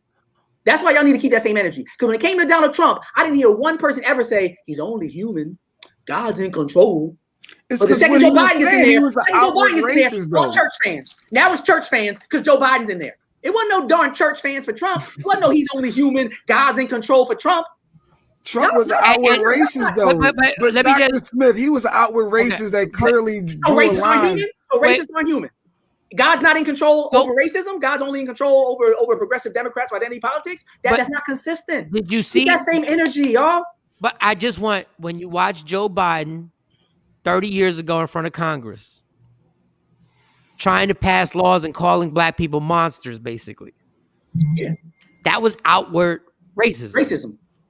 When he said he didn't want his kids to go to school in a jungle, he called it when they talking about busing and integration. Yeah. Once again, all we got to do is take the name Donald Trump out and just hold the issues. Here's another great thing. And I don't like Donald Trump, but I'm realizing I don't like any of these politicians. Thank you. Right. Same energy, right? Consistency, Mike. Balance. I appreciate it. Because that's the thing. This is the other part. Remember when Joe Biden got accused, to bring it full circle with our conversation about the gymnast, remember when Joe Biden got accused of sexual assault by the female that worked with him? Mm-hmm. Mm-hmm. The people like Alyssa Milano who were championing, all this Me Too stuff, they started erasing their old tweets. The Me Too movement did not go at Joe Biden. And I got really upset because I was like, oh, we circumstantial with our abusers? If our abusers are Republicans, then we go at them. But if our abusers are Democrats, when I saw that is when I started snapping on them. The energy you feeling right now, I'm telling you, there was an exponential shift in my demeanor after I saw that. When I was like, oh, y'all gonna let people get abused and raped if it's y'all people doing it? And they was like this. The Joe Biden supporters was like, we don't see it today. Ain't no Me Too today. And I was like, oh, F y'all for life. That's why I talk like I'm Pac right now, because I know how fake these people are. When Joe Biden was literally, the lady said, he put me up against the wall. He penetrated me with his fingers. The exact same thing we said with this gymnast coach. That's what the lady accused Joe Biden of doing. Digital penetration and saying you're nothing out of they pointed finger in his face. Same way he be talking to people when he don't like them. He put his finger in his face. Like everything it was consistent with behavior we witnessed. With the exception of the actual abuse, it was very consistent with behavior. And they dismissed the sister. They assassinated her character. They wouldn't let her in the mainstream media. And I was like, oh, F y'all. Y'all the type of people that will support an alleged assaulter if it fits your partisan agenda. But he's only human. All I want you to do is Google Joe Biden making kids uncomfortable. Oh, don't. Yeah, that's a hard montage. I couldn't watch it. All that sniffing their hair and kissing them on the back of their head and standing behind people, massaging them and all this unwanted touching. And he got his hand all right here on the child's chest. And man, y'all playing with the wrong one today. Y'all playing with the wrong one. I'm not with that. I got kids. I'm not with it. Let me tell you something. Worry about your financial freedom and worry about your family. That's the solution. And get your finances right and become be literally financially and worry about that. And health. If you're believing in these dog, here's another myth. Once Donald Trump's not the president, they're going to put him in jail because he's using the government, because that's why they can't prosecute him. He's now been out of the White House for how long? 9 months, according to the Joe Biden calculations. I thought y'all told me he was going to jail. Yeah. He was going to jail. It sounds like y'all supporting Trump, and I'm trying to separate this. No, it doesn't sound that way. I know some of it. I'm like, wait, are they trying to? I'm supporting consistency. I want you to keep the same energy. If Trump does something and you don't like it, then when Biden literally does the same thing, you should still not like it. You shouldn't get religious. You shouldn't get blind. Like, that is why I get so frustrated. It's like, you didn't have this kind of grace with Trump. I didn't hear no black people coming out at them Trump rallies saying, he's only human, y'all. God's in control. I didn't hear one person ever saying it for 4 years. But every time Joe Biden does, when Joe Biden was running, and we were like, he's never done anything for black people in 30 years. You know, black people started saying, we got to give him a chance. Even they said, hey, he's not had long of time. Bruh, he's been in politics for 30 plus years. You don't think we should know that he's on our side tangibly by now? He was the vice president, right? He was the vice president. Well, I'll say this. Nobody's blind. No, people are blind. Don't say nobody. Whenever you argue in absolutes, you have a flawed argument. All I have to do is point out one instance of it being the other way, and you're completely wrong. So never. I think she's saying just her. I think she's trying to. Exactly. But obviously, if people think that his humanity erases the need for accountability, then there is some blind spots that need to be addressed. Because just because I'm human and imperfect doesn't mean I shouldn't be held accountable. I hope you understand. If you're not blind and you understand that, and you can appreciate that statement. So yes, and Jack, you could put actions because I action comment accountability. So yes, you can say everything you want to say about humanity. Let me read this real quick. Let me read this real quick. I don't like or believe any of them at all, but we do know some are better than others, but realize none of them are for us. And my thing is, once they become part of this political situation, if we review how many people of color were imprisoned by Kamala Harris, and you'd be appalled. Joe Biden, she wasn't going to win her own state. And my thing is, I just want us to stop being used by this party. Yeah. Look, I voted for Joe Biden. Me too, and I got shot. Voted. That's why I'm talking so greasy. Yeah. That's why I'm talking so greasy. I got my shot, and I voted for Joe Biden, so I can say whatever I want to say now. That's what they try to use on me. They try to be like, "Well, you this, well, you that, you support Trump." I don't support Trump. I supported Joe Biden. That's why I earned the right to talk about him, because I'm one of his constituents. And okay, so put David Burt. Put Dave's the other one, last one. Okay, correcting the wrong. He said, "Wait. We gotta go one at a time. We gotta go one at a time." Okay. I tell you one thing: Biden is doing better than Trump, because it could have been worse if Trump was still president right now. In what way? The racial rise, the racial wars, the racial tension. It was so in your face that it was so people were more bold. They were more obvious. They wasn't as in the dark as they were with Trump. They were out there, like whatever. So you like it covert and hidden, or you like it obvious? I prefer it obvious. I want to know who's against me and hates me and who's mobilizing to do harm to me. I want to know that. You say you want your racism in the closet and hidden. I don't want it that way. I like to know. Is this what it is? Then okay, this is where we are in our society. You say, let's go back into the closet and pretend we like each other. Meanwhile, we plot and scheme and do policy changes and CRT, critical race theory, and do all that. No. Come on, Cletus. Like, let me know where we at. Let me know. I'm saying, if you don't like me, then I'm a grown man. I just want you to tell me what it is. But they feel supported. That's why they were more out with it. They felt like that's the problem right now with our party. The problem with our party is we're all into this identity politics and feelings. F your feelings, dog. We want policy. There's a part of the Democratic Party that's like, yo, all that stuff sounds good about people being black and being gay and being women in the office. That should produce policy, though.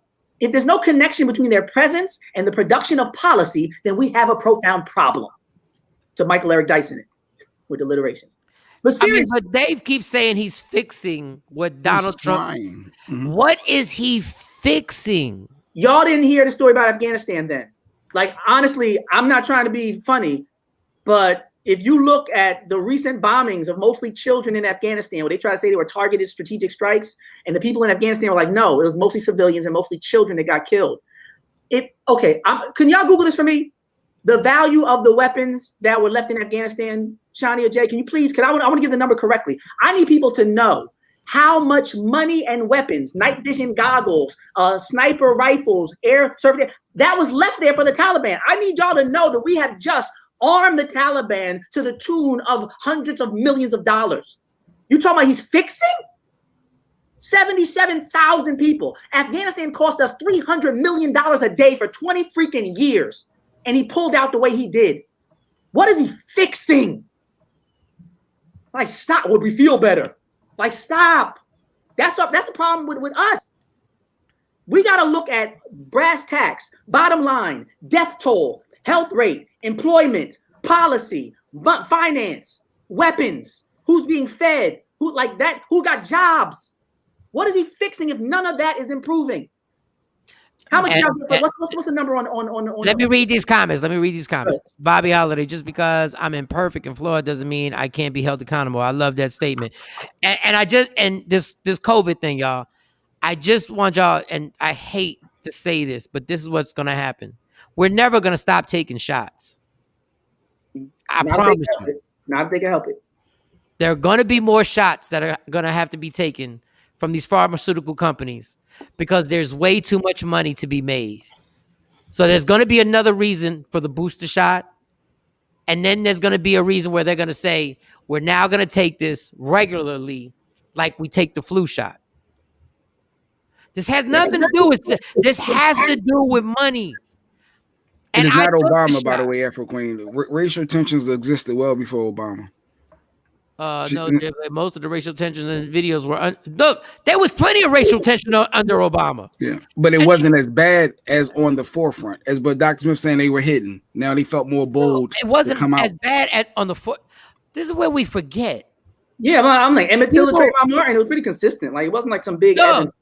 A person was getting choked to death in broad daylight in New York for selling bootleg cigarettes. Like it was the same. U.S. destroyed most of the weapons they left. So this thing. So the debate is that the Republicans were saying that the tune was 80 billion, and the Democrats saying no, y'all lying. It's not 80 billion. I don't care if it was 10 billion. Well, you let 10 billion. Go ahead. I'm sorry, Shawn. Since 2001, the total is 83 billion, and this year alone, it's 3 billion that we left in weapons, right? Mm-hmm. David Burns says he's fixing the economy. Dr. Smith, give him time. The economy wasn't the problem when Trump was the president, y'all. Yeah, I just said he's above 50% approval rate. Like that wasn't the problem. Been taking shots. It's nothing new. But that's my thing. Now it's like taking shots is nothing new. First, okay. I'm gonna help my brother out with some hard facts. 500,000 people a year go bankrupt from being uninsured and underinsured. The main cause of bankruptcy in our country, you want to talk about the economy? The primary cause of bankruptcy in our country is medical bills. So when you say Joe Biden's fixing it, but he's doing nothing to improve the medical care in this country, I have to wonder what you mean by fixing it. Because I just showed you the number, Google it. The number one cause of bankruptcy is medical bills. So you're not addressing the primary cause, the number one cause. Because everybody's saying universal health care is the answer to that. No, if you look at the other countries and say medical bankruptcies, it's zero across the board for developed nations. In America, it's 500,000. In every other country, it's zero. But Joe Biden's fixing it, but he's not addressing that disparity. So all these other countries having zero people every year go bankrupt due to medical bills, and America having over 500,000, and there's over like I want to get the numbers right, but it's tens of thousands of people who die every year. Just to challenge you, it says job loss is number one reason for bankruptcy. That's what I Googled, not to call you out, but to call you out. No, it's not. It's not. The job loss is not the primary cause of bankruptcy right now. Definitely not. First of all, we're getting checks. People staying home are getting checks. So that's not even a COVID. Oh, I'm sorry. I take that back. That was wrong. You're right. It's medical. Job losses too. I know. I've been talking about this. I apologize. I thought I had him. I said, well, he ain't right with this. Hey, Dr. Smith. Hey, Dr. Smith, welcome to my world. Jay Black said it wasn't a federal law to wear masks in airports and planes. Yeah, he's right. He's right. That's why I told people before I said it. I said Google it. Right? I told them to Google it. Yeah. No, but seriously, if you want to fix the economy, then you need to deal with healthcare because medical bills are then. And I'm not. That's why I'm taking all the bass out of my voice. I really want y'all to understand this. Medical bills are crippling people in this economy. The main reason why people go broke are people who worked their whole lives and did everything right, voted for every Democrat, right? They go broke because somebody in their family got cancer, somebody in their family got a pre-existing condition, and it's not fair. It's not right that you live your whole life, you get married to somebody, y'all both got great jobs, but then your child is born with a condition, and it drains the whole family finances. That's not fair. It happens over and over again every day. But we have to stop that. It's not right that my daughter got type 1 diabetes and the rate of insulin is insane. Why should people be paying all this money for this? Why are we? But stop right there. Stop right there. This is why there'll never be universal health care. They're not going to take that money away from pharmaceutical companies. Yeah. And Pfizer is $15 billion off the vaccine alone. You're not going to stop. So when Bernie Sanders says universal health care and the other Democrats, look, he's outrageous. Yeah, he's outrageous because y'all know y'all never going to take that money from them. Hey, the Joe Manchins of the world, they getting paid, from them balls. They're like, we're not voting for that. Patrice Stanton's firm, though. It's only been 9 months, Doc. It's only been 9 months. We can how about this? We'll revisit it, and then you'll say it's only been his first year. No, you can't say that because all you have to do is Google executive orders from Joe Biden. Oh, yeah, he ain't got one for black folk. But you know what I'm saying, though? Like that's why there's chronological. I'm saying there's chronological inconsistency. If you say that time is the reason, then in certain degrees of time, things should not occur because it takes that much time to get something done. Now, if he got 100 other things done, then that proves time is not a factor to determine whether you can get something done or not, because he got things done within 9 months, over 100 things. That's why that statement is just a problem. Let me read these comments. Go back. Go back. Go back two. There were two. And then so I can get these. I'm sorry, guys. I'm sorry. I'm trying to get to your comments. I apologize because we actors said. All right, Bobby, what the brother is talking about is the reality of politics, and it needs to be discussed very often. Bobby Holiday. Action, my man Paul. People kill me. How can you be religious and think the world is going to be better? If the world got better, why would Jesus come back? And even in Revolution, I guess that's Revelations, it tells us we will have these times. Just get your family and life in order and stay focused and stop falling for the banana in the tailpipe. Okay, gotcha.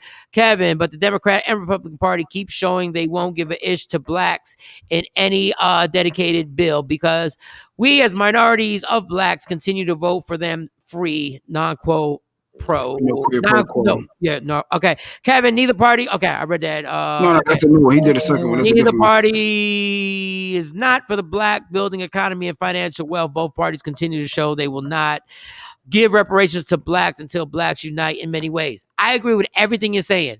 I just also want to say, if middle-class white people think they're looking out for them, you're also blind. You're also blind. There are poor white people in this country. You're also blind. If you think these politicians are looking out for you, just understand they use you exactly the way the Democratic. Let me just explain. Exactly the way the Democratic Party used black people to win an election is the exact way Donald Trump used white supremacy to win an election. Yeah, you got played too. Different game. Yep, still played. They did the same thing to you. They bring out your Confederate flags, bring out Make America Great Again. They used you the same way. They brought out Kamala Harris and waved her around. Do you think Donald Trump gives a damn about somebody in a trailer? Do you really think he cares about you doing your little He only cares about you rocking your protest because he wanted votes to win. That was it. He don't give a damn about your cause. All you people in hoods, all you people who calling people the N-word, all you people who ran up on the Capitol, he wasn't looking out for you. Yeah, like Dave Chappelle said, he's looking out for me, right? They're millionaires. Okay, let me put this time thing to bed. Let me really just do the Tupac hit him up on this. Give him time, because I'm not gonna give you my opinion. I'm gonna state you facts. I'm gonna give you dates, and I'm gonna show you why it's so offensive. Joe Biden was put in office January 20th. Are y'all ready for this? All y'all little time groupies, are y'all ready for this? January 22nd. I'm reading from the list of executive orders on CNN. It took them 2 effing days. Can y'all fall back now?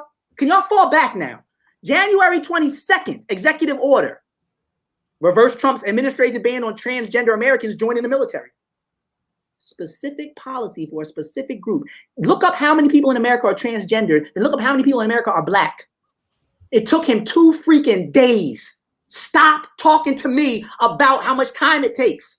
because I'm looking at facts and figures, and you sounding like, I'm not going to say it because it rhymes. Okay, so January 25th, right? He got one, he got a transgender, and the COVID was good. That's what we wanted. We wanted that one right away. January 22nd again, accelerates manufacturing for the vaccines. Great. January 21st, he got a FEMA joint, reimbursement, fully covered the cost for National Guard personnel. Everybody was getting stuff. He was giving everybody stuff. He was fixing it for them. He was fixing it for essential workers. He was fixing it for transgender. He's fixing it for them. Everybody got stuff. There's a list of 100 things. You know how y'all sound talking about we gotta wait? Can you imagine everybody eating, Jay, and you're in a restaurant and you're like, yo, where's our food? We ordered first. And then somebody at your table says, give him some time. You're like, no, we came in here first and everybody else is eating. And then somebody looks at you and says, but Jay, you gotta be patient. They're only human. You're like, yo, y'all mad? I came in first. They're all eating. That means something is wrong. State address this as a problem, not as a need for increased patience. 100+ executive orders. What are y'all talking about? Launches the 100 days masking challenge. She said, Patricia, okay, so he's working. The World Health Organization. He's working down the line. Huh? What happens? She said, okay, so he's working down the line. As long as long as it so gets he got stuff done. He's wait 9 months. Yo, this is our problem. I'm gonna say it. This is our problem. Malcolm called it the field versus the house slave. And the house slave said to the field slave, what's better than what we got here? When Harriet Tubman came back to free her own husband, he had a side joint and she left them both there. And she was quoted as saying, I wish I could have saved so many more if they'd only knew they were slaves. If somebody does something for somebody else in 2 days and has you waiting 9 months, you're getting played. So we got to wake up. You're not waiting on one. Well, okay, here we go again. I got 5 kids. He got 5 others, but he gonna marry me. He lived with me. So I believe that after 15 years. Okay, that's how we sound. We sound like the joint that like one of Future's joints. He got like 5 baby moms, but you gonna be the one he marries. You keep waiting. God's in control. Y'all get religious and all that. Yeah, okay. Joe Biden's been around for 30 years. He's already been the vice president for 8. He didn't do anything for Black people specifically. And you talking about waiting longer. Now he has the reins of power in his hands solely. Nobody to blame. He promised he'd do something for us. He did something for 100 other groups. Like this is. Oh, I'm gonna say it. This is why I'm not in the media now. The Joe Biden election and the Bernie Sanders rigging of. I said I see how they keep attacking truth. Even last week, oh, you're so smart. You know what? I'm not smart. That's why I'm not doing this every day. And I commend people like y'all for dealing with this level of inconsistency on a daily basis. I'm going to keep it a beam today. This is why I said, you know what? I can go ahead and write an article and a book in this time and not even have to deal with people who don't want to read it, judging it. But when you're on social media, people with no facts, no consistency, they can just say whatever they want, make no sense. And he literally said, I won't give mandates, gave mandates. I will address I will address student loan debt, no relief. Like he's literally went back on just about every promise that he's made, especially with regard to Black people, while he simultaneously at the same time done things for every other group. So Miss Wakefield, talking about? Miss Wakefield, actually, that's Sexy Mo's mom. She said, what are we asking for that can be fixed by an executive order? Universal health care. Number one reason for bankruptcy in America. Number one reason why a lot of people are hesitant about getting health care. Why do poor Black people primarily not go to the hospital? They don't want that bill. That's why they wait till they're about to die and we go to the emergency room and don't get checkups because we don't have insurance. That's why we're dying. So if you care about our health, stop talking this stupid mask and shot stuff and start talking about the stuff that's really killing us, which is the bills. My dad we had to force my dad to go to the hospital. We forced him because he knew the history of people going to hospitals in New York and not coming out. They had little names for hospitals where people would, give them names, and he would say, I remember people going to hospital not coming out. He was alive long enough to remember Tuskegee because it wasn't over till the 60s, right? So he was like, no, and I'm not going to be paying $3,000 for them to tap my knees and put a thermometer in my mouth. And I was like, Dad, I don't know what to tell you. I had to wait till he was damn near dying to be like, well, you're going today. So if you really want people to be healthy, all y'all people, they're vaccinated, right? It's like a pompous status thing now. It's a reason to feel better than other people and bully other people. So all my vaccinated people are so much better than everybody else. Eating Popeye's chicken, smoking and drinking and everything else. You're so much healthier than everybody else. Then how about you unite with us unvaccinated folks? Not me, I'm vaccinated. But, us vaccinated advocates and say, well, let's all just get universal health care then. We can agree on that. If we can't agree on the shot, we can agree on taking our shot at universal health care. So let's meet in the middle. Let's not argue. Let's not fight. Let's all just address Joe Biden as a collective and say, bruh, there's a lot we don't agree on, but we do agree that not being insured is the number one reason for people being bankrupt, and that tens of thousands of people are dying every year from being under and uninsured, and we can all use some better health care in a time of a pandemic. Why is this a debate now? But you can also agree that it takes a lot. You can also agree it takes a lot more than just him. He needs the agreement, the Congress, and everyone needs to be on board and agree, right? No, that is incorrect. He don't need all that to make that happen. That's why it's called. I'm gonna read definition for you. That's why it's called an executive order. The executive branch.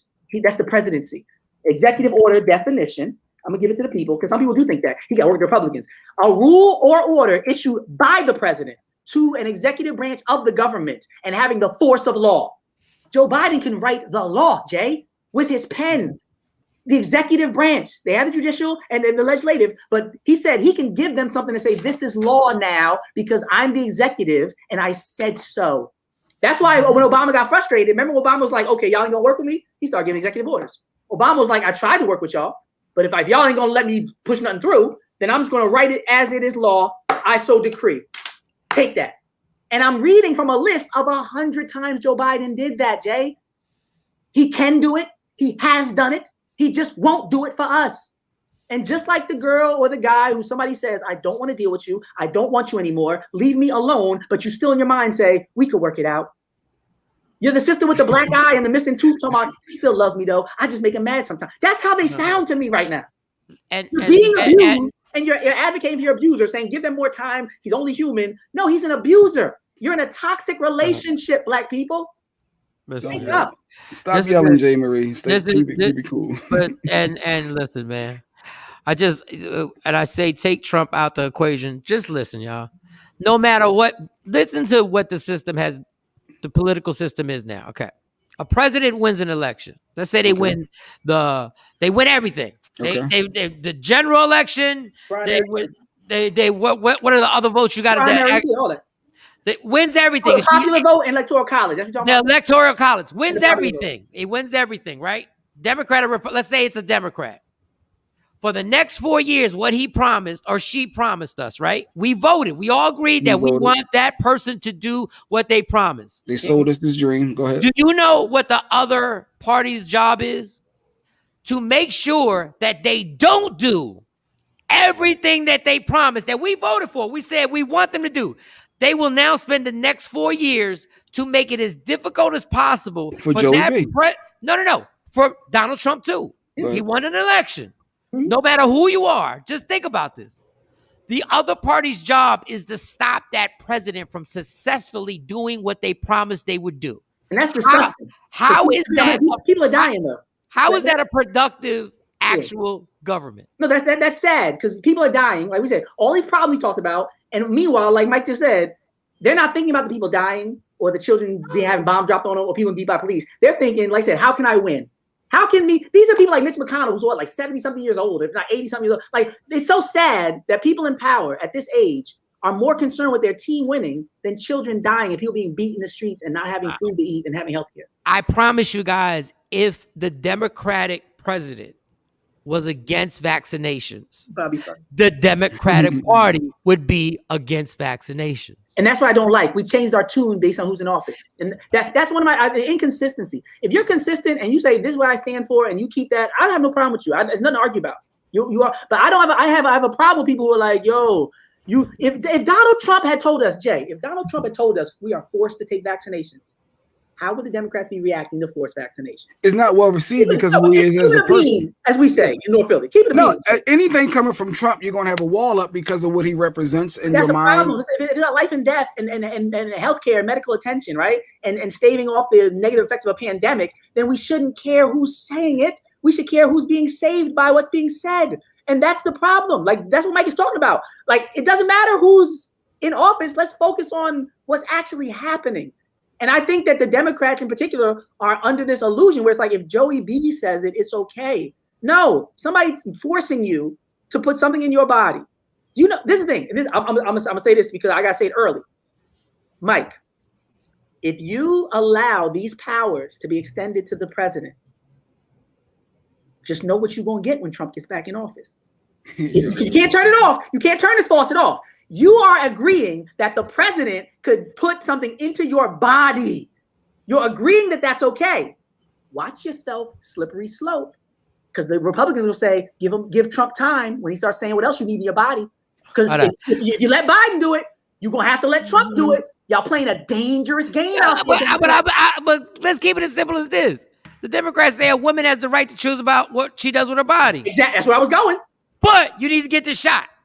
Dangerous game, Democrats. Wait a second. That's the Republicans are saying that, though. That's the Republicans. Is your body your choice or not? Is it your body your choice or not? It's going to be the rally cry. And you can't say, oh, it's my body. First of all, with abortion, they were saying it's my body, and this body growing inside me is my body too, by extension of me. So if you can extend your body to another life and be defended in that, but now you're saying, no, the first body you got ain't even your body because of how it could affect another body.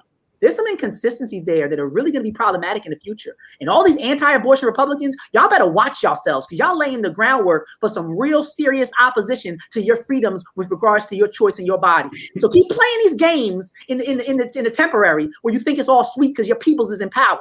Now wait till these Republicans get back in power and start saying, oh, no, you gave up that body thing a long time ago. Remember all y'all vaccinated autotom bots that wanted to ride for Joey B? Well, now we're using that same legislation and those same executive orders, those same doors you let us put our foot in, and we're going to kick it down and close these clinics. And then you're going to start changing your tune and say, no, our body, our choice.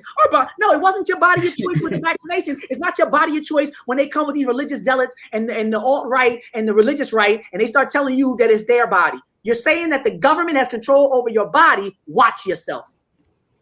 You mentioned vaccines, and I see they asking about Nicki Minaj. You had thoughts on her cousin with the balls and the thing? Oh my God, action, really? Nicki Minaj's commentary, if you saw on her Twitter, Instagram, when she was giving her speech, she was saying, yo, if you let them assassinate me and my character for asking questions, she said the same, like, then be careful. She said she's not one of them stupid women. She knows why they sent the black women to do it with Jordy and everything else. She knows these games. She went to LaGuardia, the School of the Arts, the Fame School, if you remember that show Fame back in the day. Mm-hmm. She's not dumb. She's been acting and learning and being capable, got it out the mud, born in Trinidad, lived in the projects of New York. Like she's not stupid. You don't get into these male-dominated fields and become one of the best ever in the game without, she knows what they're doing. And like Mike Tyson said, Mike Tyson had a deal with Coke and Pepsi, and a few months later, he was the biggest monster in the world. Like when Malcolm said that this media has the power to make you a hero and enemy, when you're in that anti-N-word machine that Chuck D talked about in that Public Enemy song, you know exactly what's happening. You can't stop it, and you can't stop people from being receptive to it. But you know, oh, they turning that on me now. Now I was the darling when I was with the pink hair and I was talking like pink hair, right? She sees they got me in the blender right now. And if y'all let them blend me up, watch yourself. Don't let it become a thing where you can't ask questions and you can't have doubt because that's un-American.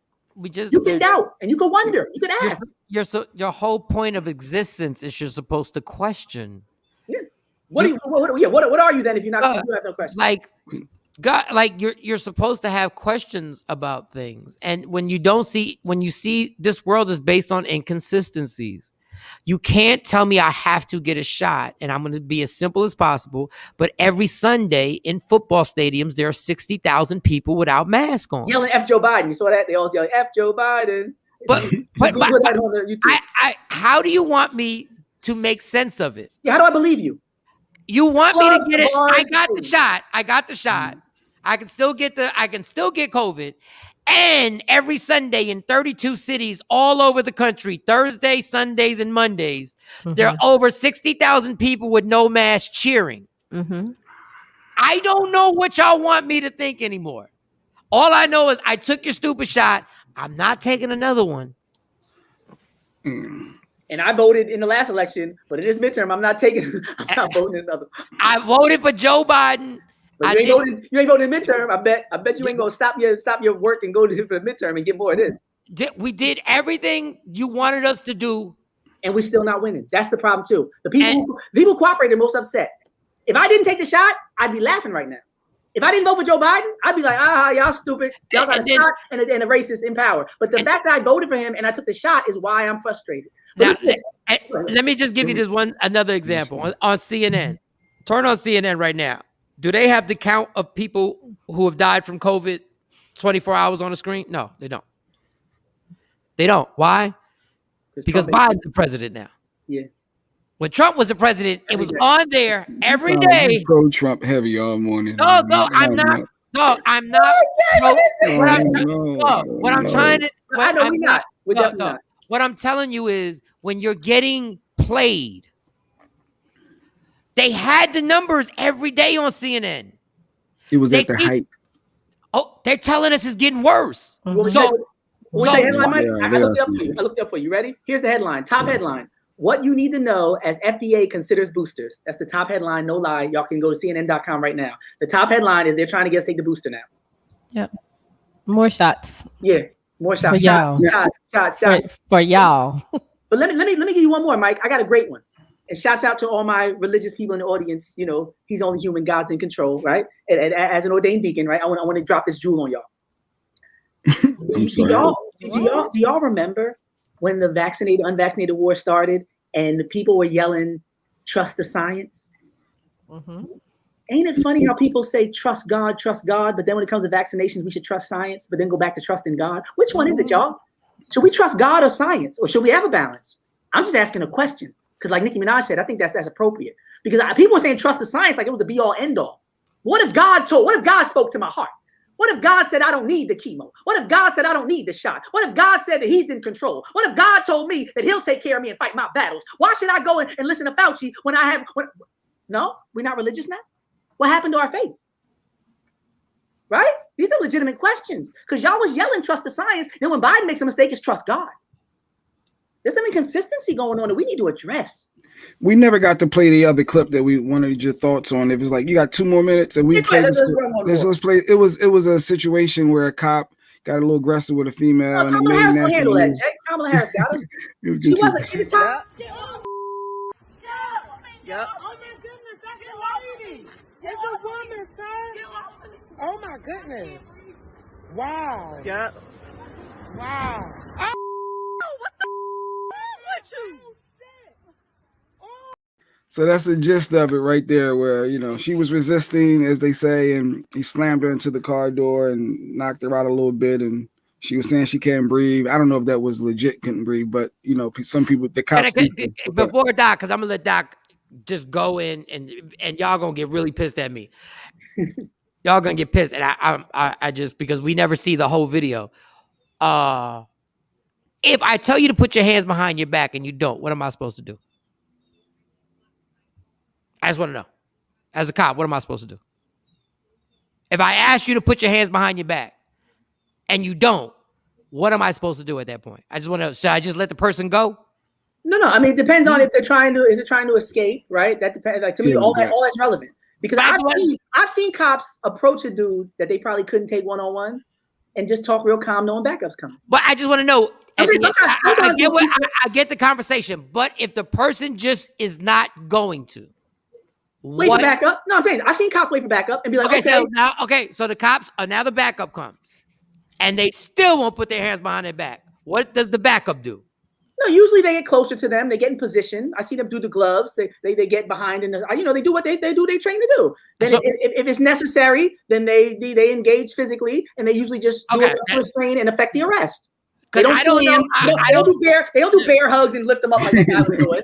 All I want to know is that all I'm saying is, Dr. Smith, at a certain point, if you're not going to do it, it's going to get physical. No, definitely it's going to get physical. But should it be? No, I think the problem is not police action; it's police brutality. Should it get brutal? No. Should it get physical? Yeah, part of the job. That's why you got a taser and a gun and a this and a that and handcuffs and we know you have a physical job. You have bulletproof vest on. You got a physical job. We got you. But that don't mean you need to be bear hugging women and picking them up and slamming them. You ain't see no weapon, dog. Put it this way, Mike. Every one of us on this chat done been approached aggressively by a woman at least once in our life. We ain't suplex them, hopefully. We figured it out, Mike. I ain't had no backup. But I figured out how to, but that person technically didn't commit a crime. No, it's a crime to come assault me. Yeah, they committed a crime. They were swinging on me. They didn't commit a crime because I was ducking. I got out of the way. I'm just saying, like, I'm saying a woman weighing one. I don't care. Honestly, I don't give a fuck if it's a woman. No, I'm saying, but anybody. But let me just finish this. I don't care if it's a woman. If I tell you to put your hands behind your back and you don't, we know what's coming next. All of us. Yes. No, you're right. We know what's coming next. I say just do it the way you were trained to do it. That's all. And that's why I'm saying I'm not disagreeing with you, Dr. Smith. I'm just saying there is a situation where if I say put your hands behind your back and you say no, 1 + 1 equals I'm going to grab you, and then you're going to fight back, and now you're going to get slammed up against a cop car. And people are delusional about that. Yes, you're exactly right. No, but people are totally wrong about. And this is the thing: people are wrong about police authority. People think the police don't have the authority to do certain things that they have been deputized to do. That's a big problem. A lot of people say you can't do this. I hear that often on these videos. What are you doing? You can't do this. And I'm like, actually, the person is a law enforcement officer. So as long as those laws, back to Joey B and them, people write the laws. The person who's enforcing them isn't even really deciding whether the law is good or bad. My job is law enforcement. Whatever the law is, I'd be like, well, time to go enforce it. So whatever I see that's against those laws, or I suspect anything or any probable cause, I'm just out here enforcing the law. And a lot of people want to have conversations with police, appeal to their morality, have legal debates. And it's like, not the place, not the time, not the person, not the institution. That's not what they're even existing to do. They're just there to enforce the law. So once you know that, you're like, okay, the real smart people say, hands behind my back, go get my lawyer. Don't say nothing. Sue the pants off these police departments. People do it all the time, right? A lot of people get thrown down, beat up. Robin. You know darn well this is not the time or the place to fight or explain, and they get abused on tape. And then, like the woman in Philly, got $2 million, right? Recently, separated her from her child. The hearing aids fell out. They tried to use the baby's picture as propaganda with the police officer holding the baby. Talking about, oh, this is what we do. We serve and protect. Meanwhile, they had abused the mom, bleeding from the mouth. But you got to know when you're in that situation, like Neely Fuller says, he said, you're behind enemy lines. And if you ever saw pictures of John McCain and those other POWs, they wasn't waving American flags and talking greasy when they was POWs. When you're behind enemy lines, you act accordingly. When you get pulled over the side of the road on a highway, you find a well-lit area, but you got to know you're behind enemy lines. Your job is to survive that encounter. So yes, I agree with Mike. A lot of people are talking when they should be shutting up. A lot of people are fighting back in ways that aren't going to, produce any tangible results that are positive for them. But my thing is, you a man with a gun and a vest and a taser and handcuffs. You can't calm down one system, man. Like, I seen bouncers relegate, whole groups of people. You know what I'm saying? I seen a bouncer outside of a club stop an altercation between 10 people on one side and 20 on another. Just by talking, a couple of shoves and this and that. You could keep, like, you're just one man talking to one woman. Like, you can't chill this out. There's no little kung fu move. You can't just twist the wrist. You got to pick her up with the sugar bear hug and all that. What are you doing? Action trying to lighten the mood. Animosity there. I'll say that. It felt like he didn't like her. He didn't think about her like he did his wife and his daughter. Action said how the movie should go when it's coming out. He tried to ask if you wear a Russell Westbrook dress. Do you squirt? And what? Is somebody dating squirters? He's trying to lighten it up. He was trying to lighten it up. Fun Fridays real fast. We're not wearing dresses. Russell Westbrook do what he do. I do think it's positive though that the little Boosie and like the Soldier Boy. I like the fact that some men are saying that I don't agree with the dress. I like both sides being expressed. I don't like the bullying and the silencing. Like, I'm not with that. If you like me wearing a dress and that's your business, then you got to understand, just like anything else, especially in this social media age, some people are going to be trolling and hating on you. Anything we do and say, there's people going to hate on it. So the fact that there's certain communities that want to exist in 2021 and not be hated on, I think that's unfair and unrealistic. So yes, you go ahead and wear the dress and just know there's a whole bunch of people who's going to be dragging you and hating on you and telling you all kind of Bible verses and everything else. That's just the way life is. We're all human and imperfect, and it's America and we're free. So I like the fact that some people are like, no, I would never wear a dress. I don't like it around my kids. And yes, they have the same way. If you have a right to wear a dress, they have the right to say that they don't like it. And recently we've tipped the scales in the wrong direction where it's like, yo, all the rights to the people wearing the dress, no rights to the people who critique it. And it's like, that's not cool. But as far as the movie, Jaleel White's in the movie, Adam Sandler, Queen Latifah, produced by LeBron James. It's about basketball. It's Philly heavy and Sixers heavy. And I think they're finishing filming by the end of this month or first couple weeks of next month. But some of these, with Netflix, they come out faster. Back in the day, you had to wait a year for a movie to come out. But now Netflix be cranking them joints out. So I guess by next year, we want to have already seen this joint, the way Netflix do it. Netflix got new movies every week. Yeah. I mean, Westbrook like 6 now. But this thing too, Jay. What the fact that they never wear African medallions anymore, or wear African garb. Mm-hmm. The fact that we see all these dresses but no African clothes, to me, it does speak to people doing things that are acceptable and that they know is going to be rewarded or looked at as accommodating by the dominant society. Because you wouldn't wear that dress if it was a real sign of protest. You wearing that dress because of the theme. And I noticed there's a difference between people who will buck the system and say, no, I'm gonna do what I want because this is me, and people who say, no, I fit in, massa. Yes, sir. This is my resume voice. I'm gonna wear colorful bow ties and get Like frosted color tips on my hair and curl it up. And every time you see me, I'm gonna have because I want to get on Sports Center when I'm done playing.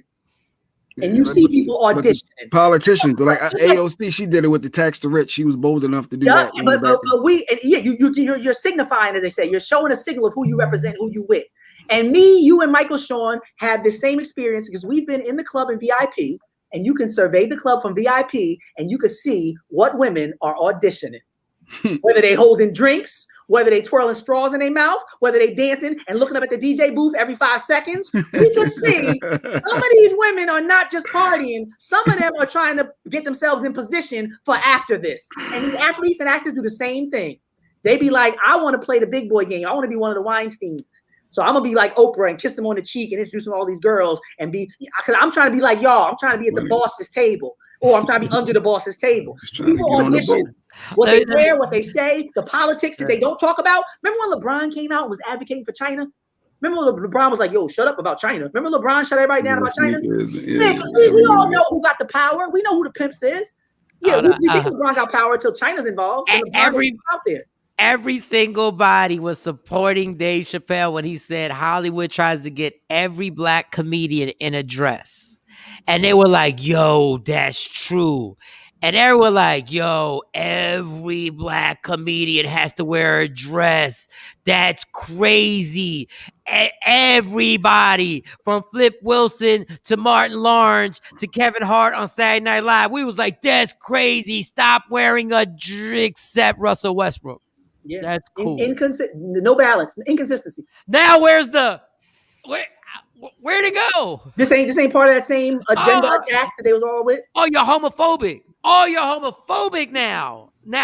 Before it was they were trying to grade our actors and comedians by taking away their manhood and making them wear dresses because a heterosexual man shouldn't be forced to wear a dress because that's the only way they can be funny. But that heterosexual basketball player, I'm homophobic if I have a problem. Not saying I even have a problem with it. But I'm homophobic if I do. Let me jump with Natasha though, because I'm with Natasha right now. Watch this though, Mike. Gender is fluid, and you can't tell people's identity or sexuality because it's fluid, right? And you can't judge people based on the way they speak or the way, right? So how am I homophobic based on a fashion critique if fashion doesn't make you gay, lesbian, bi, or straight, or trans? Like, you know what I'm saying, Mike? Yeah. How am I homophobic? A dress makes me a homosexual? So if I put on a dress today, I'm a homosexual? That's reductionist. That's ignorant, right? That's judgmental. It's inconsistent. How are you homophobic by critiquing a dress? I'm not critiquing the lifestyle of people who have the same gender love. That's homophobic. How are you homophobic? So you're saying you're being like the people who judge people by the cover. You're saying anybody wears a dress is gay. Thank you. We can critique a dress. Yeah. We can critique Shawnee's dress. We can lighten the mood up before we end the show. We can critique that. If we're about equality, Jay, if Shawnee's dress don't make her straight, then why would Westbrook's dress make him gay? They're inconsistent. They just want to label people homophobic, and they find an opportunity to do it, so they don't feel like they have to be consistent at all. But then when they're called on it, it's like, yeah, that is true. Exactly. Wearing a dress don't make you gay. It means you're wearing a dress. If anything, it's more of what a woman would do than a gay person would do. Somebody might say wearing a bunch of pink, is more of what you would find where, gay people wearing than dresses. They're like, don't label people, but the biggest labels are the Republicans and Democrats. It's cool to label them. Yeah, don't label. We like labels, but we don't. Well, we hate the. We like when somebody says we're rich. We like that. We like that label. Yeah. When somebody says you're handsome or you're sexy, we like that label. Fine. When somebody says you're super intelligent, we like that label. like, come on, y'all. We gotta wrap. We gotta wrap up. You're right, John, because Mike wanted to rock an Ezekiel crop top. Yes, and I couldn't. Like, we're so in denial. I love Shawnee's top. All right. So when I wear it, I'm not gonna be labeled. If you came with the same shirt, that would change your sexuality because of your shirt. I think we should do that next week. I think I should get this to you this weekend, and you. Get on. But that's the hilarious part. You prove that it don't make you gay. It just means you got on somebody's shirt. But once again, we want to destroy people's common sense. Yes, if you see me with Shawnee's shirt on, you're gonna go, I think Mike is telling me something. Mike expressing himself. He could do that. But we don't want our common sense. We're like, no, that's just Mike being Mike. No. That's Mike being Shawnee. That's Mike being Shawnee. I want to be Shawnee. That's what I why want to be. can't you, right? Yeah. But why can't? But when you're free to do everything but critique. Yeah, you're free to do everything except critique and believe your eyes and your common sense. Like, oh, you're not free to believe what you see. You are not free to believe what you see. Yo, it's just amazing. It's so it's dumb. And what was the other term used? Damn, I always forget the term. To describe what? Not like the homophobic thing. Like when you feel that you're a man or you feel that you're a woman who toxic masculinity. No, when you're a woman trapped in a man's body. So I don't know that. I don't know that. No, you know this thing. You associate or what is like body dysmorphia? I thought that was for weight. No. How you feel about it. You say I am identified as a woman? No. What is the Jesus? Well, go back to comments. Go back to the that wasn't it. Do the comedy show. Got on a female shirt, looking stupid. All right, go to the next one. Mike, don't have enough up top to rock. You absolutely right. Go ahead. Even though at this point I got man boobs, so you might be wrong. All right, next comment. No, I think that was the one that I what is that term? It's I identify. I said that. I identify. I didn't hear it. I'm sorry. I identify with being, like, if I say I identify with being, yeah, we playing charades. Yeah, we playing charades. Then I identify one word. I identify. That is the most hilarious thing. That if I just identify with something, then the other person has to automatically. So I identify with a good credit score. That doesn't mean I have a good credit score. Mike, I got a bet on for you in the future. Reparations are given out, and the white people are gonna say I identify as African American. Bam! Wow. And what you gonna say? Give me my reparations. Cut you did it for Kris Jenner. You did it for this, right? Y'all keep playing these slippery slope games. It's gonna come back and bite y'all. People like me are not gonna be around to advocate for your. Who is the black woman? Who is the white woman who identified with being black? The white woman who Rachel. Yeah, Rachel. Something. Okay. Rachel Dolezal. I literally had this conversation with another black woman who said, "Well, I respect her because she was part of the NAACP," and I said, "You know what's funny about y'all about saying stuff like that? When that church was shot up and them black people were killed in that church, I promise you, Rachel Dolezal, if she was in that church, would have been like, I know what this looks like, but I'm white.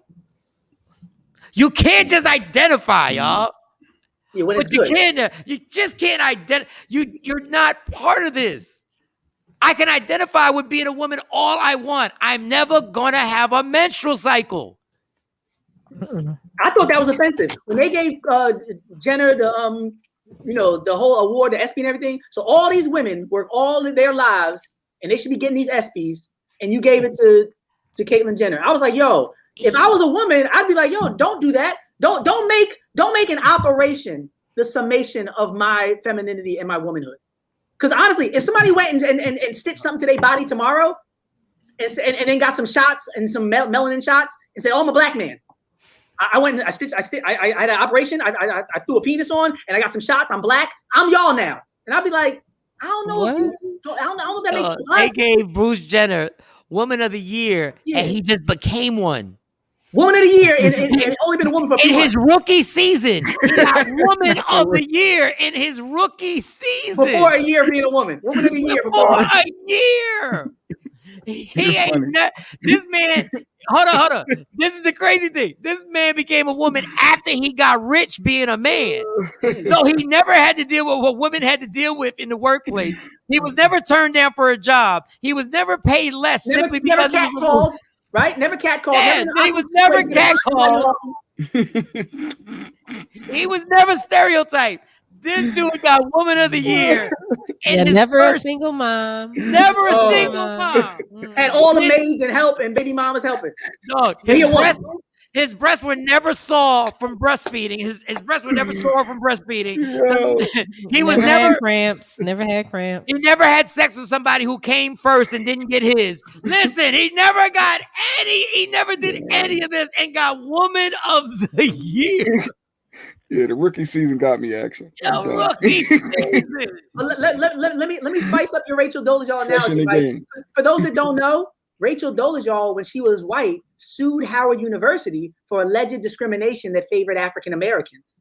Rachel Dolezal, who later tried to be black, when she was white, sued the black school, the Mecca, right? She sued Howard, talking about, oh, y'all just hating on me because I'm white. So we're talking about an opportunist. We're not talking about somebody who's with our community. And no, she said, oh, I can't get in this way, so I'll go to this black school. If the black school don't treat me right, I'll say it's because I'm white. Then when I get out as a white woman, I can't get in where I want to fit in and get these positions, I'll just turn black. And then I'll just be like, yo, this is not somebody, this is a pariah, somebody who's exploiting us. And before anybody gets in, I don't care if you're transgender.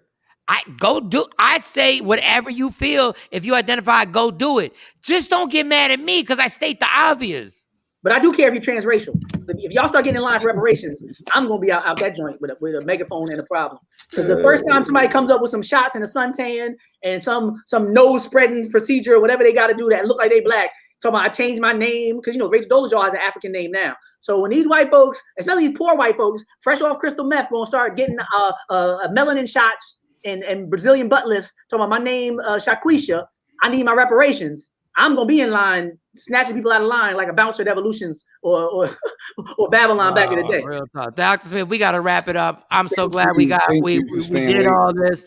We stayed late. We did everything we got to do. Listen, man, I thought we were taking breaks at 20 and 50. I didn't. Who knew?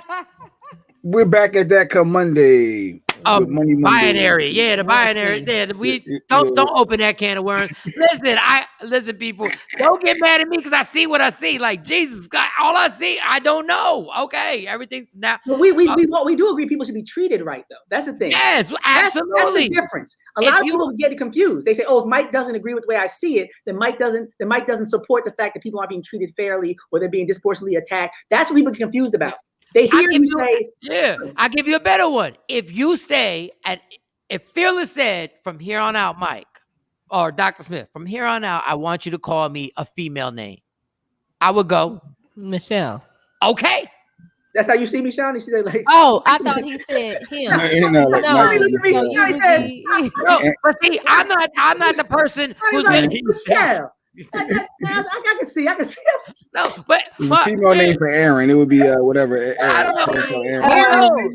Aretha, I don't know. Abigail. But my thing is like, if you tell me you want me to call you Miss, I got no problem calling you Miss. Just don't get mad at me because I still see a dude. Like I'll call you Betty. Yeah, I respect you. I respect that you're Betty. But if somebody asks me what I see, you can't tell me I see a Betty. I really see a dude. But I'm respecting you. I'm not gonna call you Bob. You're Betty. You just say it low, be like, that's Fearless. He want people to call you. But you gotta respect what they want. I'm gonna respect what you're doing, but you can't, dog. Just because you can't make people see something they can't see. Paul funny. Kim Kardashian gonna identify with blacks. Yeah, she gonna be first in line. Kim Kardashian and the black men are gonna be her hedge of protection. Black men are gonna be protecting. So she did a lot for us. Mm-hmm. Yeah, and she's gonna say she's raising the black. She's raising black kids. I black in my body. Don't get mad at Kim. Y'all were the first people calling Bill. Don't get mad at Kim. Y'all the first people called Bill Clinton the first black president, and everybody laughed at it. Yep, slippery slope. No. They would. Oh, if I heard well, not you particular, son, you may not, but listen. No, if I heard one more person say Bill Clinton was the first black president, he was the first black president because he played a saxophone on Arsenio with some shades on. At least Kim Kardashian got some black people out of jail. Yeah, but Kim Kardashian did more for blac people than Joe Biden. She got black people out of jail. Joey B put him in jail. Kamala put him in jail. Kanye for president. 2024. Kanye for president. We need Kim in the White House. And on that note, we might get something done. We are done. Kim, I'll vote for Kim. All right, yup. Go for it right now. Kim should run against Kanye, so they win either way. And just to finalize, Mike, Stupid Dummy of the Week, it did go to Larry Elder, right? He was our official winner. Yeah, Larry Elder gets the Stupid Dummy of the week. He is probably the worst person, not just black person, he's the worst person I've seen in the last 20 years. I've never seen a person say that slave owners should get reparations and that we need more George Zimmermans in our neighborhoods. this is exactly what he said, and he blatantly he meant it. I don't know if I gave a lifetime achievement award for the stupid dummy, but it was a lifetime achievement. If it wasn't such an ugly name, he doesn't have a flowing name, I'd name it the Larry Elder Award. But it's just not Stupid Dummy Award. Yeah, Stupid Dummy Award. And it's just it's an amazing. Now and realize Little Mo was nominated also, because we know Little Mo, the nominees Little Mo. You knew what Fat Joe meant by it, because when Remy exposed you and said when he hugged you out in that parking lot, you knew it was all love, and Fat Joe had no idea who was in the back. And y'all are not gonna get mad at somebody calling a woman dusty bitches and then party the songs that call women bitches the entire time. Y'all gotta pick. Y'all gotta pick and choose. Like y'all, if y'all not gonna get mad at Fat Joe doing the song during the battle called "Rain on Them Hoes," I make it rain on them hoes. If y'all gonna sing that song and then get mad at the dusty bitch, I don't know where the consistency is. You go. Mike, they more upset about Fat Joe than they are about Joe Biden. Who's really treating them worse? Who's really treating them like dusty bitch? Duh. Then D.L. Hughley was also a nominee, talking about if you're against abortion, then get a vaccination hoe. Wait, what? Say that again? Yeah, there was an Instagram post that said, if you are against abortion, then get a vaccination hoe. Saying that if I'm against something, I should snip my ability to have kids because I don't agree with abortion. I love D.L. Hughley. Probably one of my favorite comedians of all time. But I got to put you in the Stupid Dummy Awards. Yeah, he reposted. He didn't make the comment. Now, the hoe at the end, like I told Jay Black earlier, always makes it funny. It is funny. Get a vaccination, hoe. That just makes it funny. So those were our nominees. There were a bunch of other ones we had, but the winner is definitely Larry Elder. Yes. We will start on Monday getting our nominees for next Friday when we name the next Stupid Dummy of the week. It may be called the Larry Elder Stupid Dummy of the Week Award. Larry Elder Stupid Dummy. It's a long name, I know. But I guess when it starts flowing, and I don't want to have to explain who Larry Elder is every time, but it might be educational that we do explain who Larry Elder is every Friday. It is good because sometimes we forget about these dumb racists and we forget about who they are. All right, love me for who I am, not who you want me to be, and understand there's only one thing in life that's guaranteed. Larry Elder will always be a stupid dummy on this show. You fight for everything. You fight for parking spots. You fight for fantasy football. You fight for everything. Fight for your happiness. Never let anybody steal that from you. Michael Shawn, Jay Black, Dr. Smith, Shawnee Scott, Sexy Mo returns on Monday. Yeah. Leah Frazier and all our guests. Thank you so much. It's the Takeover Legends, y'all. We did OT on a Friday. Yeah.